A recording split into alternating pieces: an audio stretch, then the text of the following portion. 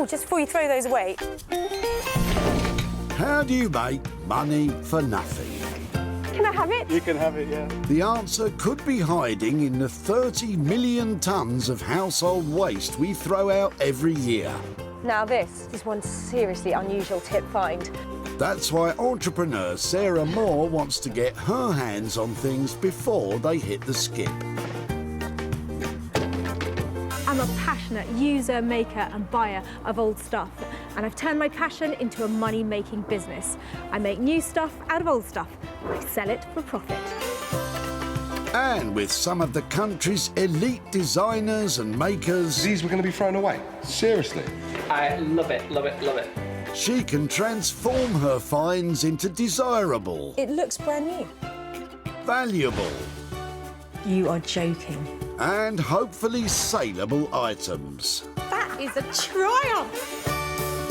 If Sarah is successful, then she can hand the profits back to the very people who had no idea there was cash to be made from their trash. That is amazing.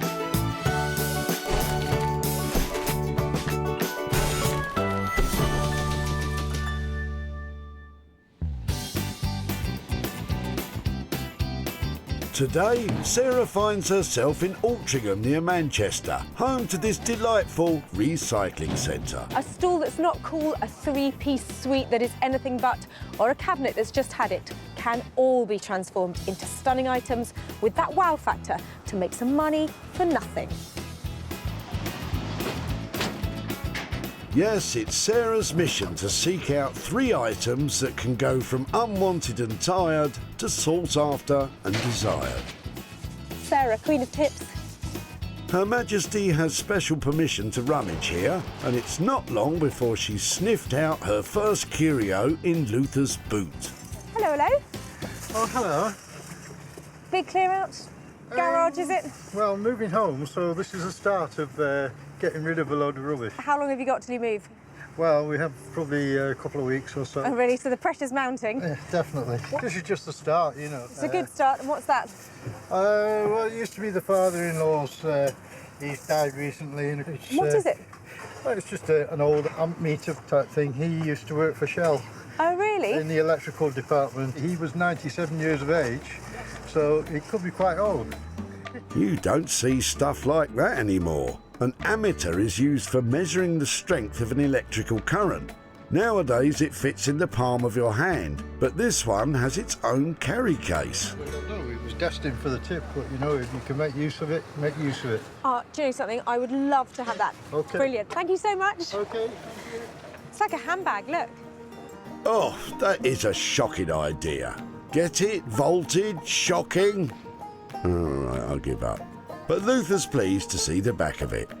To me, I've got enough old stuff at home and don't need any more. Thank you very much.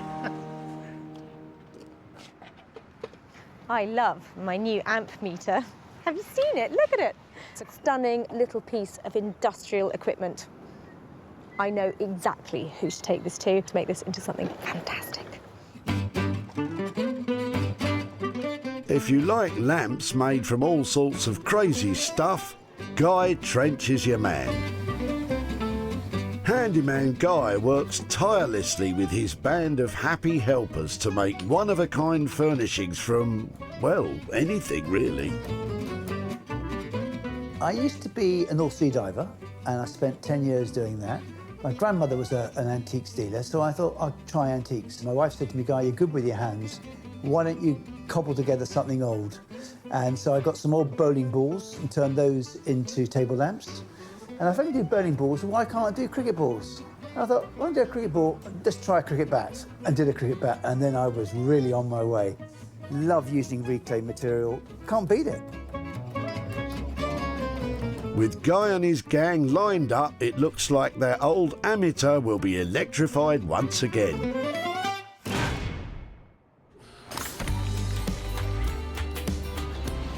One down with 2 to go, and Sarah's struggling. If I could make things out of polystyrene and cardboard, I'd be on to a winner. Luckily, it looks like Andrew's boot is going to offer a better bounty. What else have you got in there then? Got this kitchen sink. You chucking those out? I was going to weigh them in. What does weighing mean? Weighing mean? I'll take them to the local recyclers, Yeah. and they'll give me money for them as scrap metal. Andrew's well aware that scrap metal merchants locally will only offer around 5p a kilo. So with that lot of old school science lab stalls, he could make, 50p. I love them.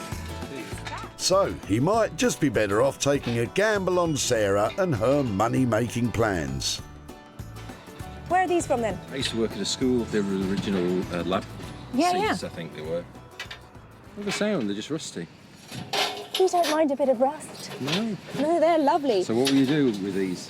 I'm not going to tell you, but I'm going to come back and show you. Brilliant. I shall take those away. I am really chuffed with those. Thanks ever so much. All right. Bye-bye. Bye. I'm pretty sure Andrew won't regret giving those stalls to Sarah rather than selling them for scrap. But does he think Sarah and the stall will have a good chemistry? Of course, you can use the tubular steel in those shapes and weld them together to make all sorts of endless possibilities.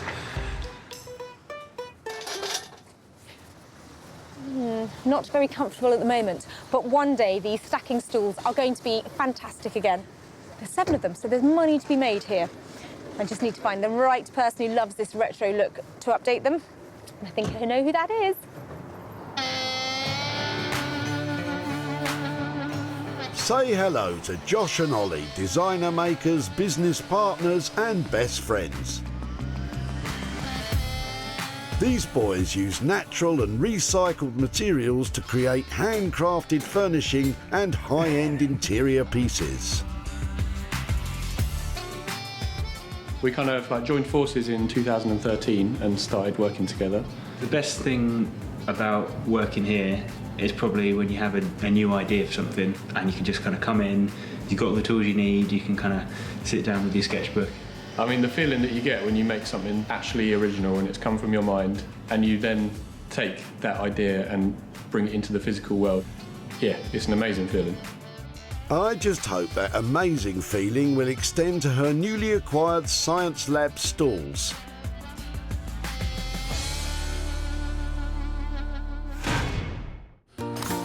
We're 2 down and 3 is the magic number for Sarah, as the next item she finds will be all hers. What people throw away drives me nuts. See? Wing nut. Get it? Will you get on with it? Sure enough, she soon spots Les, whose boot full of bags is like a lucky dip to our Sarah. So talk me through what's in here. Anything I might be interested in? What's in there? I haven't got a clue. Yeah, just take it out and have a look. I might like some of this stuff. Well, it's up to you, love. You take what you want. But these are quite sweet. What's that? All the coat hangers. Only Sarah could get so excited about a load of old hangers. Hopefully she can find something just a bit more interesting. There seems to be a coat hanger theme going on here. Well, it looks that way, doesn't it? Oh my word, more? I know.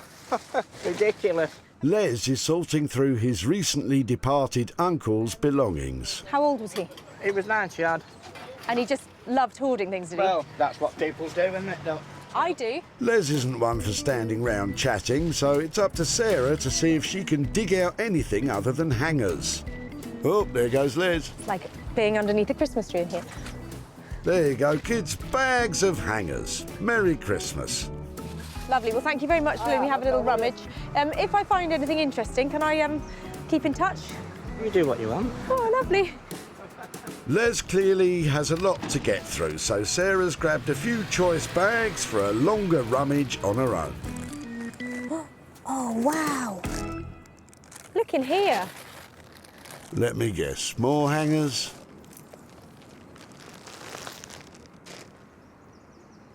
Meters and meters of old fabric. It's quite narrow. That means it's old. Anything that's 30 inches wide, old fabric, is sort of 1940s from when they made things on a narrow loom. But I think there's huge potential here to turn a profit. And I'd love to have a go at making some projects out of this. And with that, Sarah has her 3 items. Guy and his team will jump to it with Luther's Ammeter. Josh and Ollie will experiment with Andrew's science stalls. And Sarah will go the extra yard with the meters and meters of Les's fabric. Today I managed to gather yet another unusual hoard of items, which I think, once reimagined, stand a real chance of making some money for nothing. Near Malden in rural Essex is the workshop of antiques and reclamation mastermind Guy Trench, who, with the support of his assistant Keith, is a hugely talented trash tackler with a bit of a liking for lighting. Always looking forward to seeing Sarah. She brings quite interesting things to me. I love things that come out of skips. Totally worth nothing. And when I get hold of it, hopefully I can make it worth something to somebody else. He might get a shock when he sees what she's charged with this time. Well, I have to say, this is one of the quirky items that I've saved. Who knows what Guy might be able to make out of it. Hello, hello. Hi, Sarah. Lovely to see you. And to you, my dear. I've got a little something and I don't know if you can do anything with it, but have you ever seen anything like that before? I don't know what you brought me this time. Ah, it's altimeter, meter. Keith? Hello. Come and have a look at this. Hi, Keith. Sarah, how you doing? Yeah, really well. How are you? Good, thanks. What do you reckon to that? It's quite smart, isn't it? Isn't it? Whether it can actually be put to any good use is, well, there's a problem I might like to leave to you.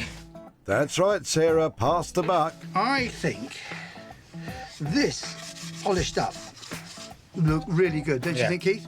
You know, this out here is old patina, it's lovely, and I think we could just work the lovely waxes into this and you'll get a lovely colour there. Round the outsides, bit of leather polish on there, that'll look good, won't it? Yes, yes, it'll look nice, but what could it be? And make it into lighting? Make it a light, of course, yeah. Definitely a lamp. A lamp, of course. Why aren't I surprised? In terms of converting it, I mean, are you thinking that it would stand on something? What about a wall light? Yeah. I don't know. Once that's cleaned up, half shade on it, could that's then in your eye when you walk into a place, it's boof. Boof, indeed. But there's a spark of inspiration from Keith too. I'm wondering whether you get a little LED or something in there to light that up. That's a nice idea. Yeah. Might be able to do it. What kind of money am I looking at? I think about £125. Okay. I'm really happy to leave it with you to just do what you can, turn it into something functional and saleable. Then, you know, I'm not going to be able to go wrong on that. That would be great. Lovely. Always a pleasure.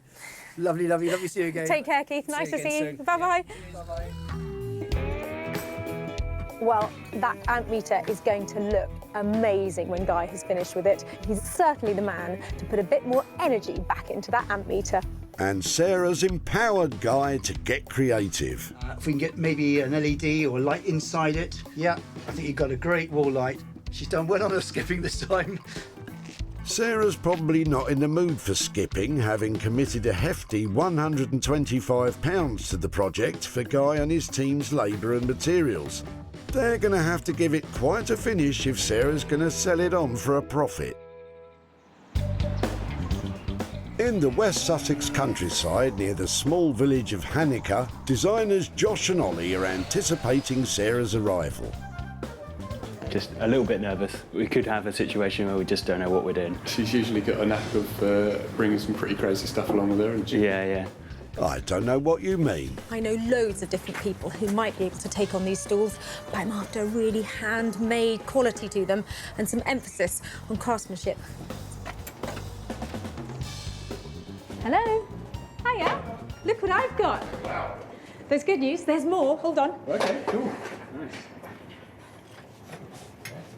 I've got 7. Okay, nice. Are you bragging or complaining, Sarah?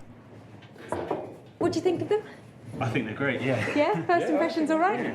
It's really nice. I mean, all they need is just a brushing up and some nice wooden tops to them or something. I think that's the key. Nice wooden tops. Yeah. I was thinking that you might just put a bit of recycled, old plank or something, Charming. To be fair, Sarah, you did bring recycled old ironmongery. So I was sort of hoping that they would look really lovely and high-end and somebody wants to buy them to go around their breakfast bar or something like that. Well, she's ambitious, I'll give her that. I think the contrast between the old flaky paint and rusty metal and a new sort of polished hardwood top, I think that would look really smart. I mean, I would probably have one of those in my kitchen diner or whatever. Well, funny you should say that. You may be able to, because there are 7 here, and from my experience, things normally sell better in pairs. So I was thinking maybe we should just do 6 of them. Hear that, Josh? Just doing 6 out of the 7 stools leaves a set of spare, dirty, rusty legs for you lucky fella. So what wood would you use? Yeah, I would say we'd go and buy some new planks, maybe walnut or oak, a sycamore maple. I don't know, yew, that's pretty crazy. Easy, Tiger. You're not on Name That Tree. I'm really happy for you to get to the woodyard, see what looks best, and just go for it. So that'll be the stool tops looking lovely with carefully selected hardwoods, but surely those rusted legs will need a lot of work. Whenever you put new stuff and old stuff together, if you keep it quite smart, then you can get away with having a bit of rust. It's going to be cheaper than if you have to spend hours polishing each frame, isn't it? Yeah. She's always got her eye on the bottom line. Speaking of which... Money though, how much is it going to cost? I would say we could probably get the tops for £15 per top. And I mean, if we don't spend too long on the frames, just maybe a coat of lacquer or wax or something, 45 a stool then. £45 each gives me a nice margin to make a bit of money on them. So yeah, okay. Yeah, we'll try and 45. Stick to that then. Done deal. Great. Excellent. I think they're going to look smashing. That's a fantastic reaction. I can't wait to see half a dozen beautiful stools that are really fit for purpose, using some lovely new materials to make them look just really crispy. Perfect. After a thorough inspection, Josh and Ollie are nearly on the same page. I think they've got a lot of potential and... Just imagining them with a nice walnut top or something. I like them as a range though, like the idea of having a different top on each stool. On each one? I reckon. Yeah. I think that would be really cool. Well, I'm sure they'll have worked it out by the next time we see them. Sarah's looking for a set of 6 stools at a cost of £45 per stall for the wood and Josh and Ollie's labour, making a grand total of £270. But will those rusty legs undermine the sumptuous wooden tops that they have planned?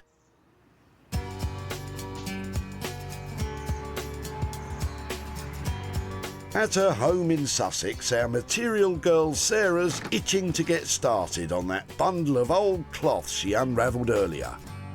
Having a whole bundle like this is really exciting, and it's really lovely stuff. So I'm planning to turn this lot into fantastic scarves, those big wraparound ones that are really commercial at the moment. First, she carefully measures the... I'm just going to make up the size. There's so much fabric here. Oh no, my mistake. First she grabs some scissors, makes an educated guess and starts cutting. Perfect. Oof, lucky guess. And after another hour or so, she's very accurately chopped up the lot. Right, so there's 15 scarves here. So I'm going to go and get these through the washing machine and then get them dyed.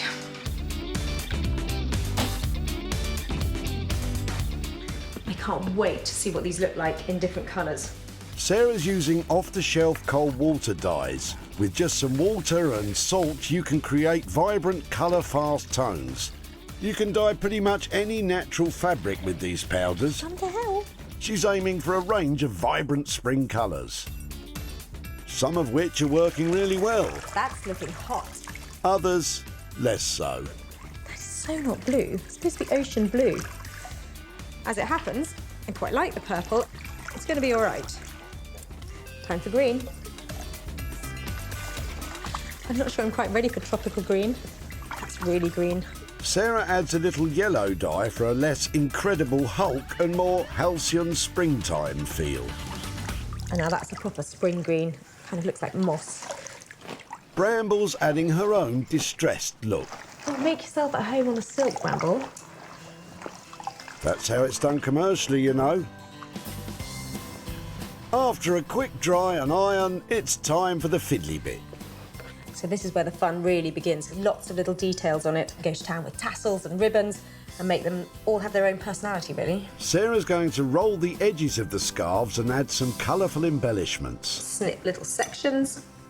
So they're about that long. Wrap it really tightly round and then tie it. And then I can just sew a little line of those along some of the ends of the scarves. I think this is going to take ages, but all these fantastic colours together, I think they're going to sell. That's one tassel done, just another 300 or so to go. If only Bramble could lend a paw. Sarah spent just £10 so far on these 3 packs of dye, but with so much sewing to get through, she'll have to enlist some help, which will all add to her costs. In Malden, Guy's getting to grips with the old ammeter, and he's got some new plans. What we'll do is we'll put 2 little bulbs on the tops of each of here. I think that would look quite quirky and cool. But before he gets stuck into the electrics, Guy still has that scruffy wooden box to restore. Keith? He's a great delegator. On this one here, we need your expertise on cleaning here. And he's calling in expert number 1. First, Keith's attacking that ugly paint mark with a scalpel and some paint stripper. She's already, you can see it starting working. It's already starting to slightly bubble up the varnish work. So here we go, it's coming off nicely. That black mark is almost invisible now. But before Keith attacks the rest of the box, Guy's keen to have a look at that leather handle, which is bolted to the inside. You never know what might be behind here. We don't think it's ever been off of the back since it was made, probably. Let's have a look. I'm on tenterhooks. What might be in there? A gold sovereign? Hidden enigma codes? Well, there's nothing inside it apart from the mechanism. Oh. There's some scribble in there. Oh, it's a bit of writing, isn't it? There's a date in here, 8th of the 3rd, 37. Wow. With the handle now free, Guy can give it some love while Keith strips the rest of the box. Now, what I'm going to put on this now is a bit of leather cream. Whoopsie daisy. Yeah, we'll just work that into the strap. Just let that dry off for a little bit longer.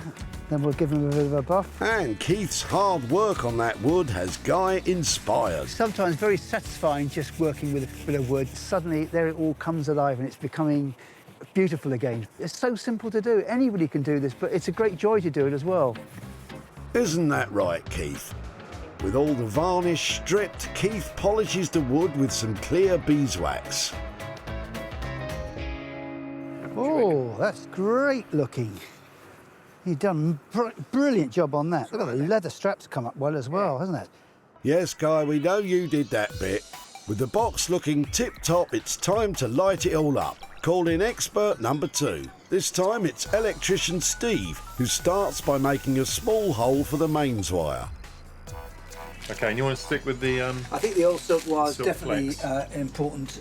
That's keeping it sort of in character. Such a nice... Yeah, it is a nice look. While Steve works his electrical magic, Guy's starting to get excited about what Sarah will think. I think when she sees this, she's going to go, whoa, I can make some money on this. It could be all sorts of places. You know, it just looks old-fashioned tech brought to life. We need to find some more of them. Yes, 1930s amateurs are easy to come by. Perhaps a few more months at the dump, Sarah. Right. OK, right. Get the old workings back in. With Steve adding 2 old-fashioned filament bulbs to the top, the rebirth of that ammeter is almost complete. Oh, wow. Yeah. Over 100 miles away in Sussex, Josh and Ollie are making a start on the rusty legs for the set of 6 old science stools. Should hopefully be quite a simple project. What we're going to do is try and leave the paint on there and just take off the rust and hopefully get some really nice like patina on the steel. Josh and Ollie are keen that as much of their limited budget as possible goes into the wooden tops, so they're just giving the legs a quick rub down with acetone and abrasive pads. Like, hopefully that will remove the rust, but leave the paint. So now I'm just putting on some furniture wax. It will make it look a lot better and feel kind of silky smooth as well. It's looking good now. Some bits are really nice. Yeah, really happy with that. I think that's turned out well. They've achieved the holy grail of the clean, dirty look. Well played, lads. Now for the stool tops. Josh has secured a pile of English hardwoods. We're going to put a different slab of wood on each of the stools. So we've got oak, sycamore, that's a bit of yew. This is London plane, that's ash, and this bit's English walnut. And we're slightly worried about the English walnut because it's got a bit damp. Hopefully, that's all good inside. Let's have a look, shall we? Josh cuts a likely looking section from the main piece and it promptly splits. Obviously we lost quite a big chunk there. It's just a case of trying to get a big enough piece in order to make a stool top out of it. Happily, there's just enough left. Josh gets the wood down to the right thickness, still hoping that it holds together. It's a beautiful bit of wood. It is full of character, as you can see. If by character you mean it's got large cracks in it, Josh. We'll be able to make a feature out of the splits and stuff like that. Right. While Josh finishes that piece of troublesome walnut, Ollie makes a start on the next piece. This is you wood. Me wood? And everyone goes, me wood. Would I? I would. It's not. It's not you wood. It's you wood. I would work with you would you? Enough, it's just a type of tree. While Ollie tackles that yew, Josh puts the first stool together using that filled and polished up English walnut. But will all that lovely wood be enough for that high-end sheen Sarah's after? It's 1 down, 5 to go. OK, it's plain to see that there's lots sycamore for you to do. Crack on. Sarah's back at home working hard to get those scarves finished. Having already tussled with her tassels for hours on end, Sarah's bitten the bullet and enlisted help. She's roped in her sometime assistant Ian, among others, to get them all done. As she's aiming for a high-end product and a high-end price tag to match, she's confident that spending a few more pounds on labour won't take too much of a dent out of the profits. See that, put a tassel on each corner. Beautiful. So what do you reckon one can charge for a hand-tasseled, hand-dyed scarf? Sarah's chosen the best 12 pieces of material to finish, and soon her tassel odyssey is complete. Sarah found a jumble of discarded old material in a plastic bag destined for the skip.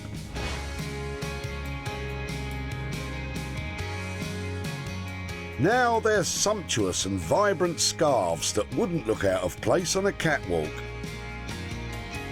With a bit of dye, some leftover thread and a lot of hard work, they've been transformed into a gorgeous spectrum of springtime loveliness. Well, I am really pleased with these. They're bright, they're beautiful, and I think they're rather lovely. And I've got a good idea about where to sell them. I need to position them up here in terms of cost because I want them to be seen as a lovely luxury item, which I think they are now.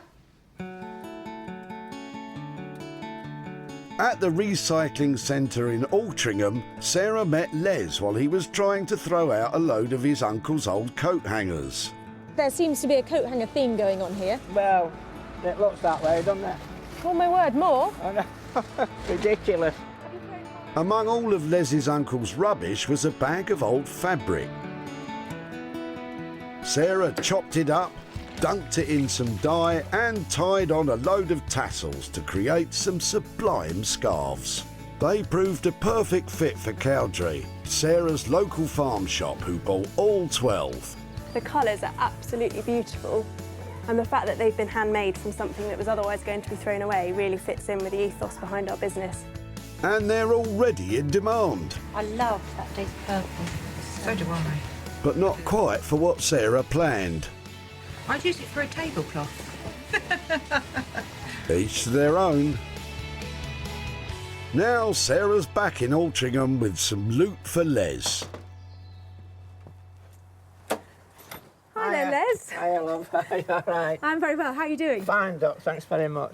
You were hard at work last time I saw you. You had got loads of stuff coming That's right. to the tip, and so some of it was yours, but some of it belonged to your uncle. Is that right? That's right. Yeah, yeah. In one of the bags, there was actually some fabric that I was interested in. I've got a Right. picture of it to see if it's something you remember. Yeah, well, I don't remember, but it'd be brilliant to see it. That was in there. It was lots of really long strips of fabric, and some of it was silk. Fantastic, then. So, do you want to see what we did with Yes, it? please, if you don't mind. I'd like to see what you've done with it. We turned them into scarves. Just shows you, doesn't it? That's incredible, that. Oh, it's absolutely brilliant, that. That's fantastic. You wouldn't think of doing something like that. They looked really good, and we took them to a local farm shop, and they bought all of them. Did they really? Yeah, and they bought them at a profit, so I've got a little bit of money to share with you. Brilliant. Well, you can't refuse that, can you? No, I'll tell you what, I've actually got £160 here for you. Blimey, Charlie. Is that unexpected? No, that is unexpected, that. I mean, just imagine how much more stuff just goes in that skip, in them skips every day. Don't say that. Keeps me awake at night. I bet it does. No, that is brilliant, that, love. Thanks very much. What might you do with that? Well, I'm just going to put a new exhaust on my car. £2.5 grand. Seriously? Serious money. That is a nightmare. Well, I'm no, sorry. That's brilliant. That'll go well towards it. Oh, well, that's great news. Well, let me say thank you very much. That's thank much you. appreciated. I hope to see you again down there. Yeah, see what else I can give you. Yeah, well, I hope the car's all right. Oh, Thanks that'll so be much. all right. Thanks very much. Bye-bye. Bye-bye now. Well, I really enjoy turning something plain and boring into something luxurious and lovely. And it sounds like the profit came just in time for Les with his massive car bill. Sarah spent £10 on materials and another £30 for additional labour. 12 scarves were bought by the farm shop for £200, giving Sarah a profit of £160 for Les. In Malden, Guy's basking in the warm glow of a job well done. I am looking forward to Sarah seeing this piece. I think she's sort of a bit of a techie girl. You know, it just looks really different. I think she's going to really love it. When Sarah saw the amateur at the tip, it was a broken old electrical curio on its way to a landfill grave. Now it's been resurrected as a unique piece of lighting which would suit anyone with a love of vintage tech. The old-style filament bulbs on top emit a gentle, cosy glow which is complemented by the LED backlighting behind the old dial. Guy's team has perfectly trodden that fine line between authentic and modernised to give it a quirky, steampunk charm. Both Guy and I were really enthusiastic about this piece. I can't wait to see what he's managed to do with it. Oh, Guy! Hello, Sarah. Love to see you again. Isn't that stunning? Do you like it, do you? Oh, that's a gem, isn't it? I'm really pleased with it. It really has come up much better than I thought it would do. It's a special one-off. Those are fantastic. Yeah, they're quite funky little bulbs. Pick it up, have a look. That is really lovely to get that light inside. That is a triumph. Every part of it that was looking a bit old, a bit distressed, a bit worn, now is a charming feature, isn't it? I like the wear on it. It sort of shows that it's definitely old. I think you've done something really special. I will sell this. I know I will make money on it, and to go back and show the guy who dropped it off in the tip what you've done to his old amp meter, I think it's brilliant. Sarah's loving those bulbs, but has Guy blown the budget? It's come out really well, but budget-wise, 125 quid, are we anywhere near? It's been a tough one to do it for this price. It's not a lot of money in it for us, to be honest, but I think we're keeping on budget. I think you're being generous there. It's beautiful. Thank you for doing such a lovely thing to it. Lovely. Thank you, Sarah, very much. I think this is a really great outcome for this little amp meter. Guy has made something really special, and I'm going to make some money. You're never sure how people like it, but I think she really liked it, and I hope the person that buys it likes it. It's a great one-off piece again. At the tip, Sarah was switched on enough to see the potential in Luther's father-in-law's ammeter. Unlike Luther. I've got enough old stuff at home and don't need any more. Thank you very much. Guy and his team gave it a new life as a quirky table lamp.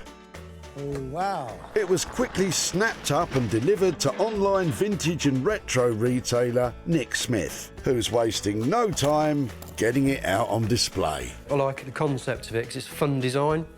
I haven't seen a design like this before for lights. With the metering on the front and with the bulbs, it's really cool. Yeah, I really like it. Don't forget to put the bulbs on, Nick. Now Sarah's in Northwich with some news for Luther. there, Luther. Oh, hello. How are you doing? Come on in. Oh, lovely, thank you. Nice to meet you again. Yeah, nice to see you too. I said that if I managed to do something with the old meter, I'd come and keep in touch, so here I am. Well, you said it was your father-in-law's, is that right? that's correct, yes. His trade was an electrician. He was offered the chance to work on the first computer in Manchester University. He always talked about how big it was, and it was spread over 3 floors. Well, I love the thought that maybe this thing was used on such a lovely piece of technological advancement. Did you think, when we took it away, what might be made of it? No, not really. I just thought that you were just going to rebuild it and get it going again. Let me show you what I've done. It was made into a lovely desk light. Oh, that looks cool.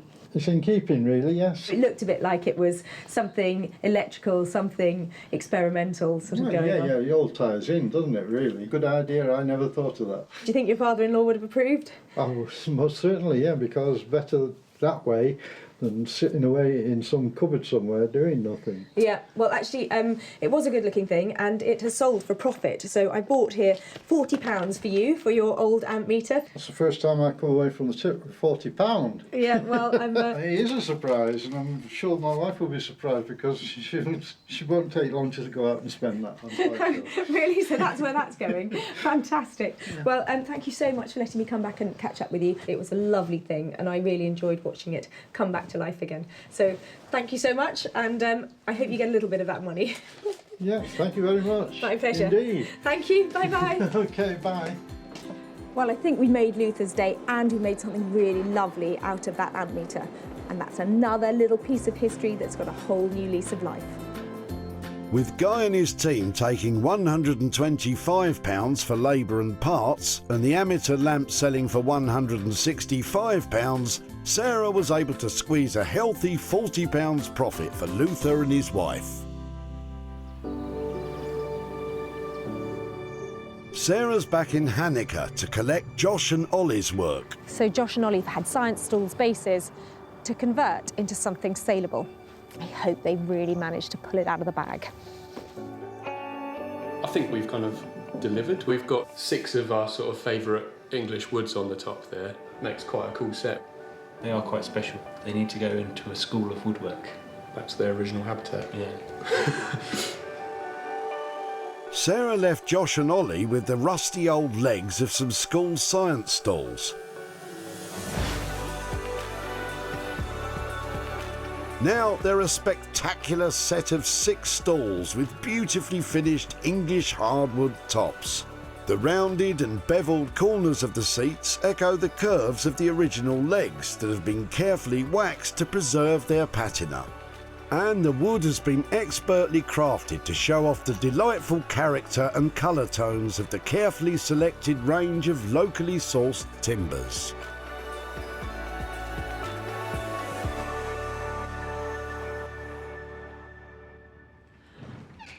Boys, you've been busy. Look at that lot. Don't they look smart? To make a sort of family of wood to go on the top of them and to use that idea to sell them all together is great. It's a really nice way to show off wood and the beauty of English timber. So we chose the most characterful bit of wood that we could find. This is a beautiful set of stools. And now, another episode of Name That Tree. Go on then, let me guess. What's, is that walnut? Yeah. Yeah. Okay. Some kind of burry thing. So, oak? Yeah. Yeah. Sycamore? Yes. Nice. Yew? Yeah. No idea. Ash? Ash. Ash? Yeah. And that one must be... I don't know what that is. Capital city. London Plain? Yeah. Perfect. Sarah's surprisingly good at that. Show off. I left, I think, £45 per stall on them. Did that come out on budget? Yeah, we kept that in mind and we put that kind of into the tops and decided to leave the bases pretty much as they were. I really like the bases. These colours with the wood are lovely. Together, they work really well. I'm going to get more than £45 for that, aren't I? I mean, Cool. Look at it. Yeah, I reckon you will, yeah. And Definitely. especially if somebody wants to buy the whole collection. What do you say, 45 times 6, so that is £270 for this lot. Yeah. What you've done to them is a lovely thing, so thank you. Thank you very much. It's a stunning achievement by Josh and Ollie. It's now up to Sarah to get them sold. Well, I'm really pleased with the stools. They're a lovely, simple, chunky design, and they're really saleable. You can't ask for more than that. At the recycling centre, Richard had a boot full of rusty school stools which were headed for the scrapyard. And he had ambitious ideas for Sarah. So you can use the tubular steel in those shapes and weld them together to make all sorts of endless possibilities. But Sarah kept it simple and gave Josh and Ollie the task of topping them with some beautiful timber. And they also caught the eye of online retailer Nick. Quite like them because they're very minimal. Does that mean you're going to buy them? I'll take all 6. Really? Yeah. Fantastic news. Well done. Now Sarah's back in Manchester to update Andrew on the old stalls. Hi there. Hi. How are you? I'm very well, how are you? Yes, really well. Nice to see you again. I said I'd come back and chat with you. You did? About your stalls. Yes. When we took them away, did you wonder what we might get up to with them? I did. I really couldn't work out whether you were going to kind of build them into something or whether it was going to be a take on the same type of thing. I've no idea. In the end, we went for stools. Oh, stools. So I wasn't wrong. No, you weren't wrong. I've got some pictures here to show you of them. I'd love to see them. Yeah, you want to have a look? So that's how they ended up. Oh, yes, yeah. They look really sturdy and chunky, don't they? I can just imagine those round a kitchen island unit, just that right height, aren't they, to have your breakfast at? Yeah, definitely. And actually, because of that, it made them really saleable. And I've actually got some profit here to hand over to you. Yep, I've got £100 pure profit here. Pure profit. On top of the people that have been paid to do the job. Yes, that's right. Yes, that's very good indeed. And they look so lovely and so tactile that they were snapped up immediately. So yeah, I was really pleased. I hope you are with that. Well, I am. I'm very pleased. Yeah, and I think that you know, they came from a school where children are, and I think the best place for this is for children in need. I think charity will use this more wisely than I could. Oh, well, that's fantastic. Yes. I love that idea. That just completes the circle, doesn't it? It does, yes. Really good to catch up again. Thank you very much. Take care. Lovely. Thank you ever so much. Well, I think that was a lovely reaction, and Andrew is very generous to give all that money to children in need, and we have created some beautiful stalls that will go on to have a new life in somebody else's house. Perfect ending. Josh and Ollie charged a total of £270 for the wood and their hard work on those stalls. Sarah sold them for £370, giving Andrew a profit of £100. Sarah unearthed 3 hidden gems at the recycling centre in Altrincham. Luther's old Amateur was transformed into a quirky table lamp. Andrew's rusty stool bases were revamped with new hardwood tops. And Les's bundle of vintage material has found its mojo as a set of scarves. Well, Josh and Ollie's hard work really paid off, and it's Guy's imagination that gave a whole new lease of life to another tip find. And me, I got to have fun with some scarves. And it's those 3 transformations that all gave me the opportunity to hand over hundreds of pounds of money for nothing.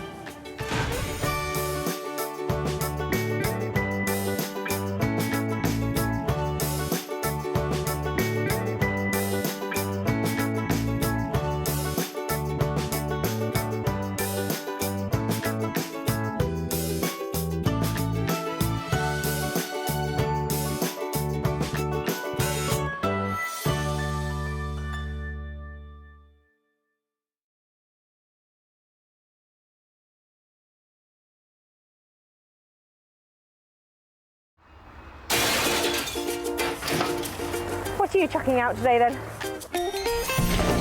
How do you make money for nothing? Don't throw them, don't throw them. The answer could be hiding in the 30 million tonnes of household waste we throw out every year. Thanks so much for letting me have that. I think that's absolutely made my day. I love it. That's why entrepreneur Sarah Moore wants to get her hands on things before they hit the skip. I'm a passionate buyer, maker and user of old stuff, and I turn that passion into a money-making business. I make new stuff out of old stuff and I sell it for a profit. And with some of the country's elite designers and makers... What do you reckon to that? It's quite smart, isn't it? Tell me you love it. I love it. She can transform her finds into desirable, Isn't it amazing? valuable, It's quite a statement piece. and hopefully saleable items. I'll take you down to the till, that's fantastic. If Sarah is successful, then she can hand the profits back to the very people who had no idea there was cash to be made from their trash. Wow, that's amazing.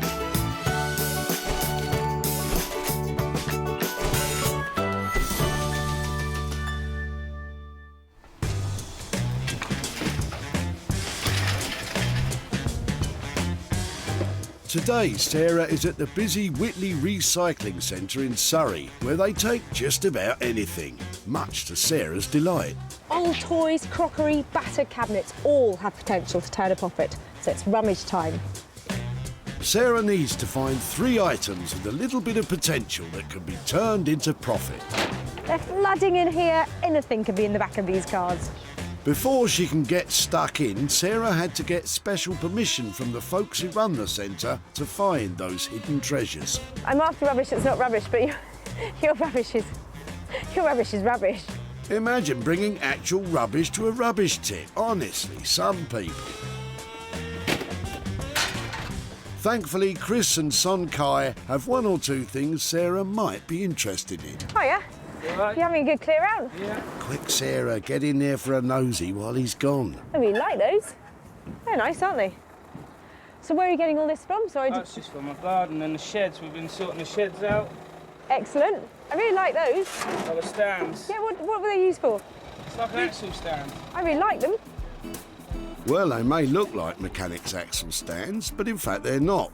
These will most likely be used as part of a workbench of some kind. I hope Chris hasn't been balancing his car on those while he works underneath. If it would be all right to take those, I'd love to take them, but can I keep in contact and show you what I've done with them? Yeah, of course you can. Yeah? Yeah, no worries. I'm really pleased with these. Thanks ever so much. So Chris is happy to hand on his old rusty props, but what does he think Sarah will do with them? No idea. Fair enough, Chris.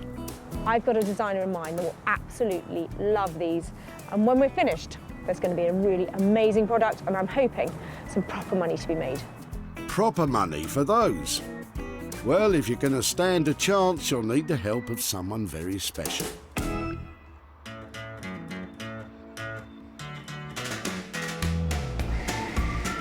Daniel Heath has a passion for all things sustainable. An award-winning wallpaper and textile designer, Daniel loves adding an artistic flair to reclaimed materials to create made-to-order furniture and contemporary design pieces. When I was a kid, me and my brothers would go and get bikes out of skips and take them to pieces, fix them up, cobble them together, tinker around with them until we had bikes that we could ride around. And that was great to just find out how things work, how things can come to pieces and can be restored, and how things can still have a value even though they've been chucked in a skip. I just hope Daniel sees the value in these rusty old things.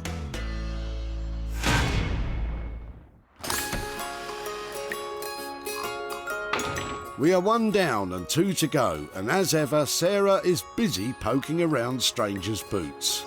Right. I'll stop rifling through other people's rubbish. She doesn't mean it, you know. She can't help herself, especially when she spots a familiar car. Oh, you back again? Oh, wow.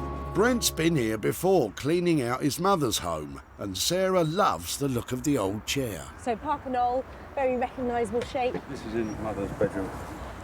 And has it been there for as long as you can remember? Yeah. Is it comfortable? I can't say I've ever sat in it. Is it you or me? You can test it. British manufacturer Parker Knoll has been making quality chairs for more than 140 years. Out the way, let's have a go. This one probably dates from the 1950s, and by the look of it, it's still in good nick. It's really quite sweet.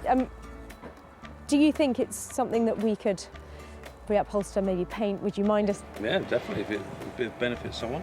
Thank you ever so much. No problem. Sarah looks like the cat that got the cream there. But how does Brent feel about letting go of his dear old mum's chair? Hopefully bring it back to life and get some good money for it. this will become a desirable item. It just looks really tired and old at the moment, and the challenge is deciding what to do to it and where to send it, so it really makes some money. So it's a good thing I know just a man to haul a dated 50s chair into the 21st century.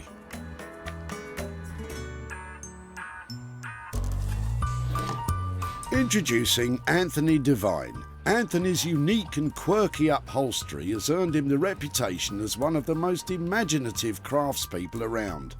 Anthony shares his 20 years of knowledge with the younger generation at his School of Upholstery.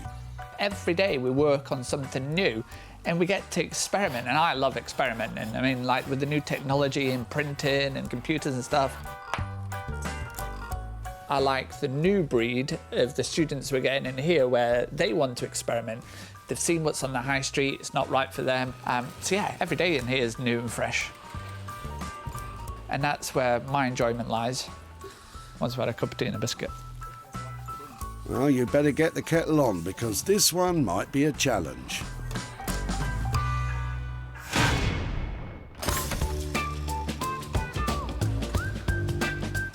Having already secured 2 items, now it's Sarah's turn. They're fab, aren't they?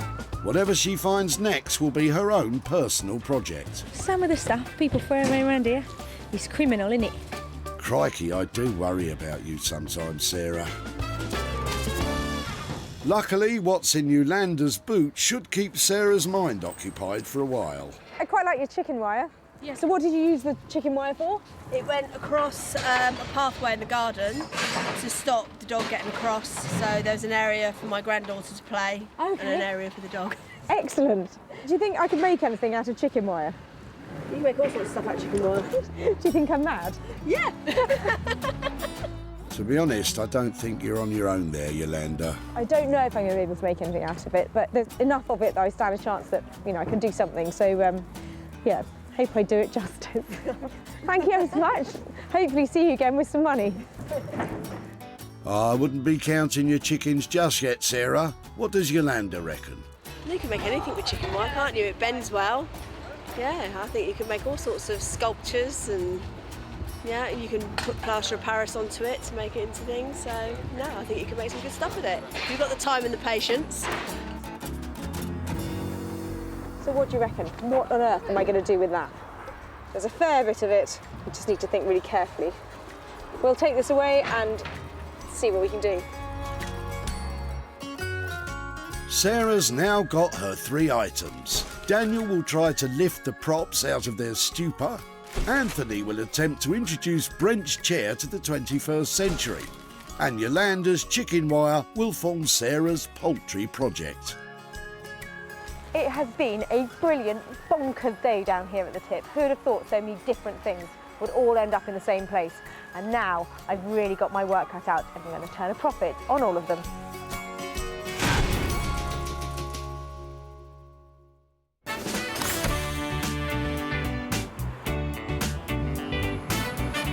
Walthamstow in East London is just a sort of vibrant place where urban grit combines with exciting young design talents. So it's the perfect place for Sarah to unload those rusty metal props, and designer Daniel is standing by. I'm in anticipation. Hopefully, you know, it's something that we can do something really special with. Not too many wobbly legs, that sort of thing. You might want to sit down, Daniel. These are not the most obvious items to bring to Daniel Heath. He's a surface pattern designer that normally likes to print on flat things. But I've got great ideas for these. I hope he likes them too. Only one way to find out. Danny boy. Hello, how you doing? I'm really well, how are you? Yeah, good to see you. And you. Look what I've got for you. Presents. Oh, right, OK. Are we setting up a garage? That's really harsh. I think these... I was going for sculptural, No, they are nice. Fine. Nice. I like the curve. Really impressive, aren't they? Yeah. I can't work out what we're going to do with them yet. I did think potentially we could raise them up. Do you have any pencils, do you? The height of the stands is adjustable with a little help. Excellent. So that might factor into any new plans. Maybe a console table, side table, I was thinking. Sure. I mean, I'd like a big table, but I'm sort of a bit worried about the structure. They're going to take a lot of weight, and they're quite, you know, really stable. I think we could go for something bigger. Really? You know, maybe we could do something about 2 metres. That's huge, isn't it? Yeah, I think that'd do it. A great big table sounds right up Sarah's street. So, what's the plan? Taking away all the oxidisation and any flakes of paint, and then maybe we could get them coated, get them dipped, maybe get them a metallic finish. I'm loving the idea of metallic. Yeah, this all sounds lovely, dipped, metallic, but at the moment you just have a pair of legs. Where's the tabley bit going to come from? Possibly join some scaffold planks together. We sand it back and maybe I can do something on the top of it. A bit of painting or maybe printing or applying some pattern onto the top. Magic, absolutely inspired. Well, old scaffolding doesn't cost much, but metallic dipping sounds expensive. In order to get these looking their best, to make that top, I think we're talking around £600. And, you know, it's going to be a one of a kind. Well, I'll leave you the props and I'll see you very soon. Great. Nice to see you again. Bye. Those props are really going to pack a punch when they're transformed into a dining table. When it comes to selling, size is important. A big table, I can make a big profit. Sarah is certainly thinking big, but Daniel's an expert in print design, not table making, so taking on this project is a real risk for him. It's a challenge and they're interesting, they're exciting, but they really need a lot of work. At £600 outlay on materials and labour to transform the rusty props into a table means a big gamble on turning a profit.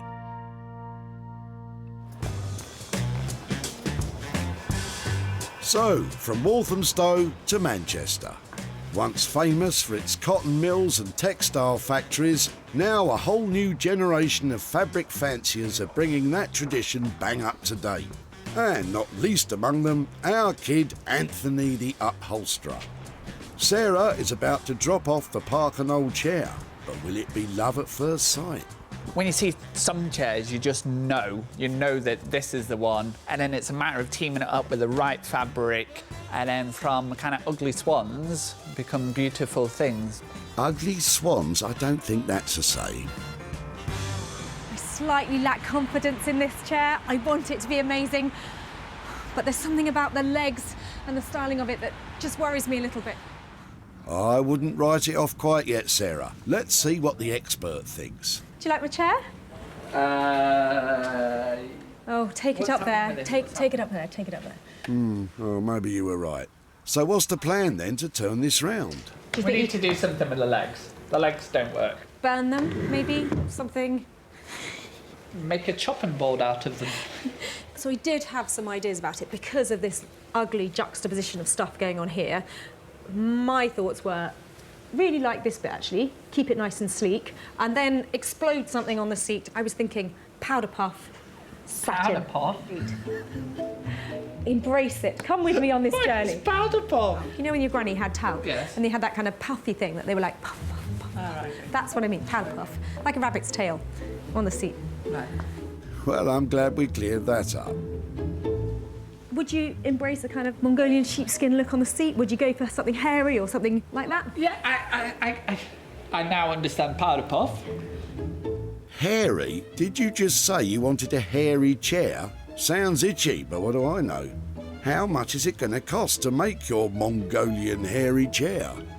I think I'm going to struggle to sell this for heaps of money. So it is a kind of Anthony's ingenuity test, this one, to see how far a small budget can go to make this into a big profit. Powder puff, no budget. I mean, like, what do you expect me to do here? I was hoping, are you ready for this? 250 quid. That's a full house.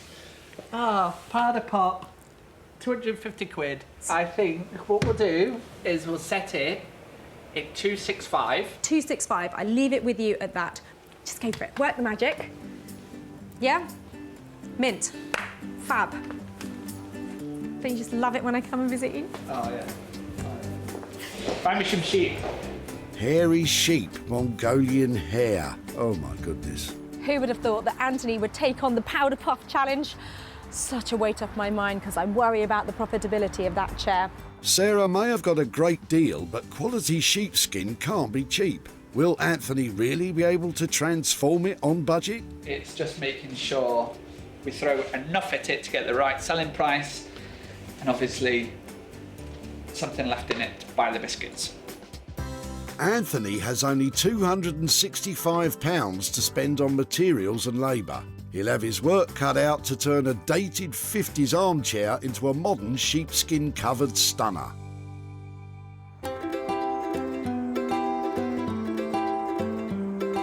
And speaking of sheep, there's no shortage of them in the quiet Sussex countryside, where Sarah is back home at her farmhouse and about to start work on the tangled old chicken wire. I've spent a long time thinking about what I might do with this. I came up with all sorts of ideas about maybe trying to tuft it and make a rug out of it, or perhaps big footstool with lots of strands coming off these to make a geometric pattern. But for something that's really approachable and effective, I thought I might have a go at sculpture. Chicken wire sculpture, of course. Sarah doesn't have an awful lot of experience chicken wire sculpting, so I'm curious to see how this one turns out. I've seen it done before, and it can't be that difficult to make something beautiful out of this, can it? Famous last words. Large wire sculptures made by experienced artists can sell for several £1000s, believe it or not. For Sarah, well, she'll start with the basics. I think I'm after a really strong shape, something that's recognisable just by its silhouette, so I'm wondering about birds or possibly animals. I've got an idea of what animal you can make from chicken wire, and Bramble looks to be thinking the same thing. I'm thinking maybe goose, or perhaps, if I can get the face right, some sort of fox, I reckon. That might work, with a lovely long tail. I think go fox. I was going to say chicken because, oh, never mind. Sarah dons hard-wearing protective gloves for this job. It's really tricky to work with. I don't think I could do it. Just try and make it into its tail. I think what I'll probably have to do is join some bits on, like the legs at the end. Chicken wire or poultry netting is commonly made from flexible galvanised steel wire and was traditionally used as fencing for poultry livestock to protect them from predators such as, well, foxes. I think the best thing about working with material like this to try and achieve something is just to pick it up and have a go. Another day I don't need to go to the gym. Ah, there you go. That's definitely looking a bit foxy. It looks just like a fox's tail, doesn't it? I think it's all right. I think the basic structure is getting there for the body. When it stands up, you can really see what it is. It's a bit like an anteater at the moment. I'm sure it'll be fine. Something's coming together, but the finished item really needs to be sale-worthy. Can Sarah really turn that anteater into a profit-winning fox? Sarah hasn't spent anything on the project yet, but she's still got a lot of work to do. Back in Walthamstow, Daniel is preparing to start work on the rusty props come dining table. But after taking a closer look at the state of the metal, it might be a bigger job than he first thought. It needs a lot of work before we can do anything with them, so before we can coat them in anything, because it's really, really flaky. It's coming off on the gloves, you can see. So I've got this wire brush. I'm just going to strip it down with that first. The tough wire brush removes the outermost layer of rust, but it'll take something even tougher to strip the rest of the rusty surface from the metal stands. Got some rust eradicator that I'm going to just use, and hopefully it should take it back to steel. The chemical goo should dissolve the fine rust in a matter of hours. In the meantime, Daniel turns his attention to the tabletop, and there's been a change of plan. We thought about using scaffold board, but now we've got this beach sports hall flooring, which I think will make a really quirky and interesting top for the table. I think we want to keep the lines, because that points to where it came from, and it's obviously salvaged, but it's quite quirky. Yeah, it's definitely quirky. A table made from an old gym hall. I hope you gave it a wipe.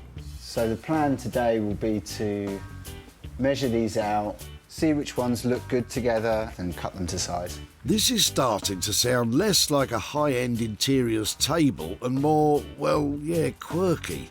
I can't wait to find out what Sarah thinks.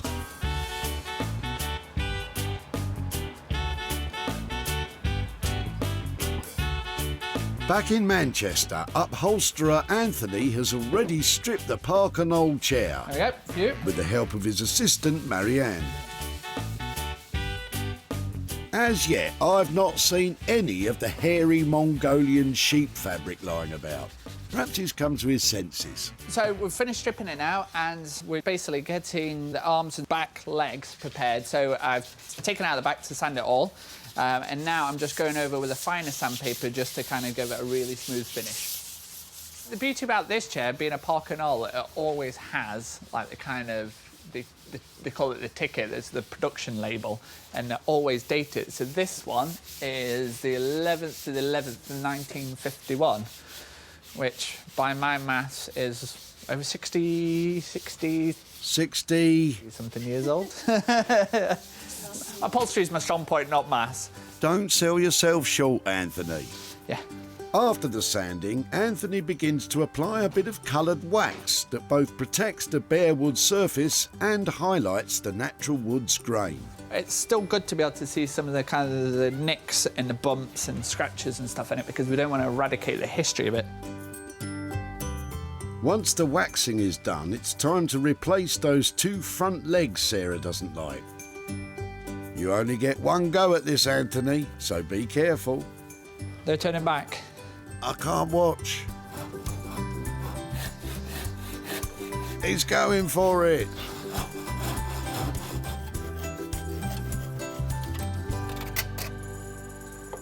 Right, stand it up. Ta-da! Done. Well, not quite. Anthony is adding new slimmer legs which complement... Oh, careful. I need a few screws. I think that'll be best. The new slim legs will give the chair a more elegant and hopefully saleable look. So what do you think, Anthony? It might be a bit wobbly. After the other leg is attached, Anthony turns his attention to the chair's new padding. He's using classic and modern techniques to re-stuff the chair. So this material is made up of all recycled bits and pieces, and we use it's called layered felt. And this here is to create a lumbar support, and then we'll build up a few more layers over the top. After the layered felt and support, Anthony adds a softer layer of cotton padding for comfort. Feather that side up to there, and we'll staple that in. He then adds a layer of fire-retardant calico to bring the chair up to modern safety standards. Oh, and here comes the next apprentice. It's Anthony's daughter, Poppy, come to supervise her old man. Is that good? You happy with that? You tell him, Poppy. I think Sarah's going to like it. What did you say? Bang on trend? With Poppy's encouragement, they're making real progress. We're good. It's quite nice, isn't it? Yeah. It's looking better, but it doesn't much look like a sheep. He still needs to add the Mongolian sheepskin cover he promised Sarah, and it better be a stunning transformation, because Sarah really needs to buy us to flop to this one. Back in Walthamstow, Daniel has turned his attention to the tabletop. So this is some old sports hall flooring. What we'll do is we'll put glue down here to join the pieces together and mix and match the pattern so that it's fairly random. And then what we do is it slots together and we use a mallet and we give it a good whack and basically whack the pieces together so that they're tightly bonded.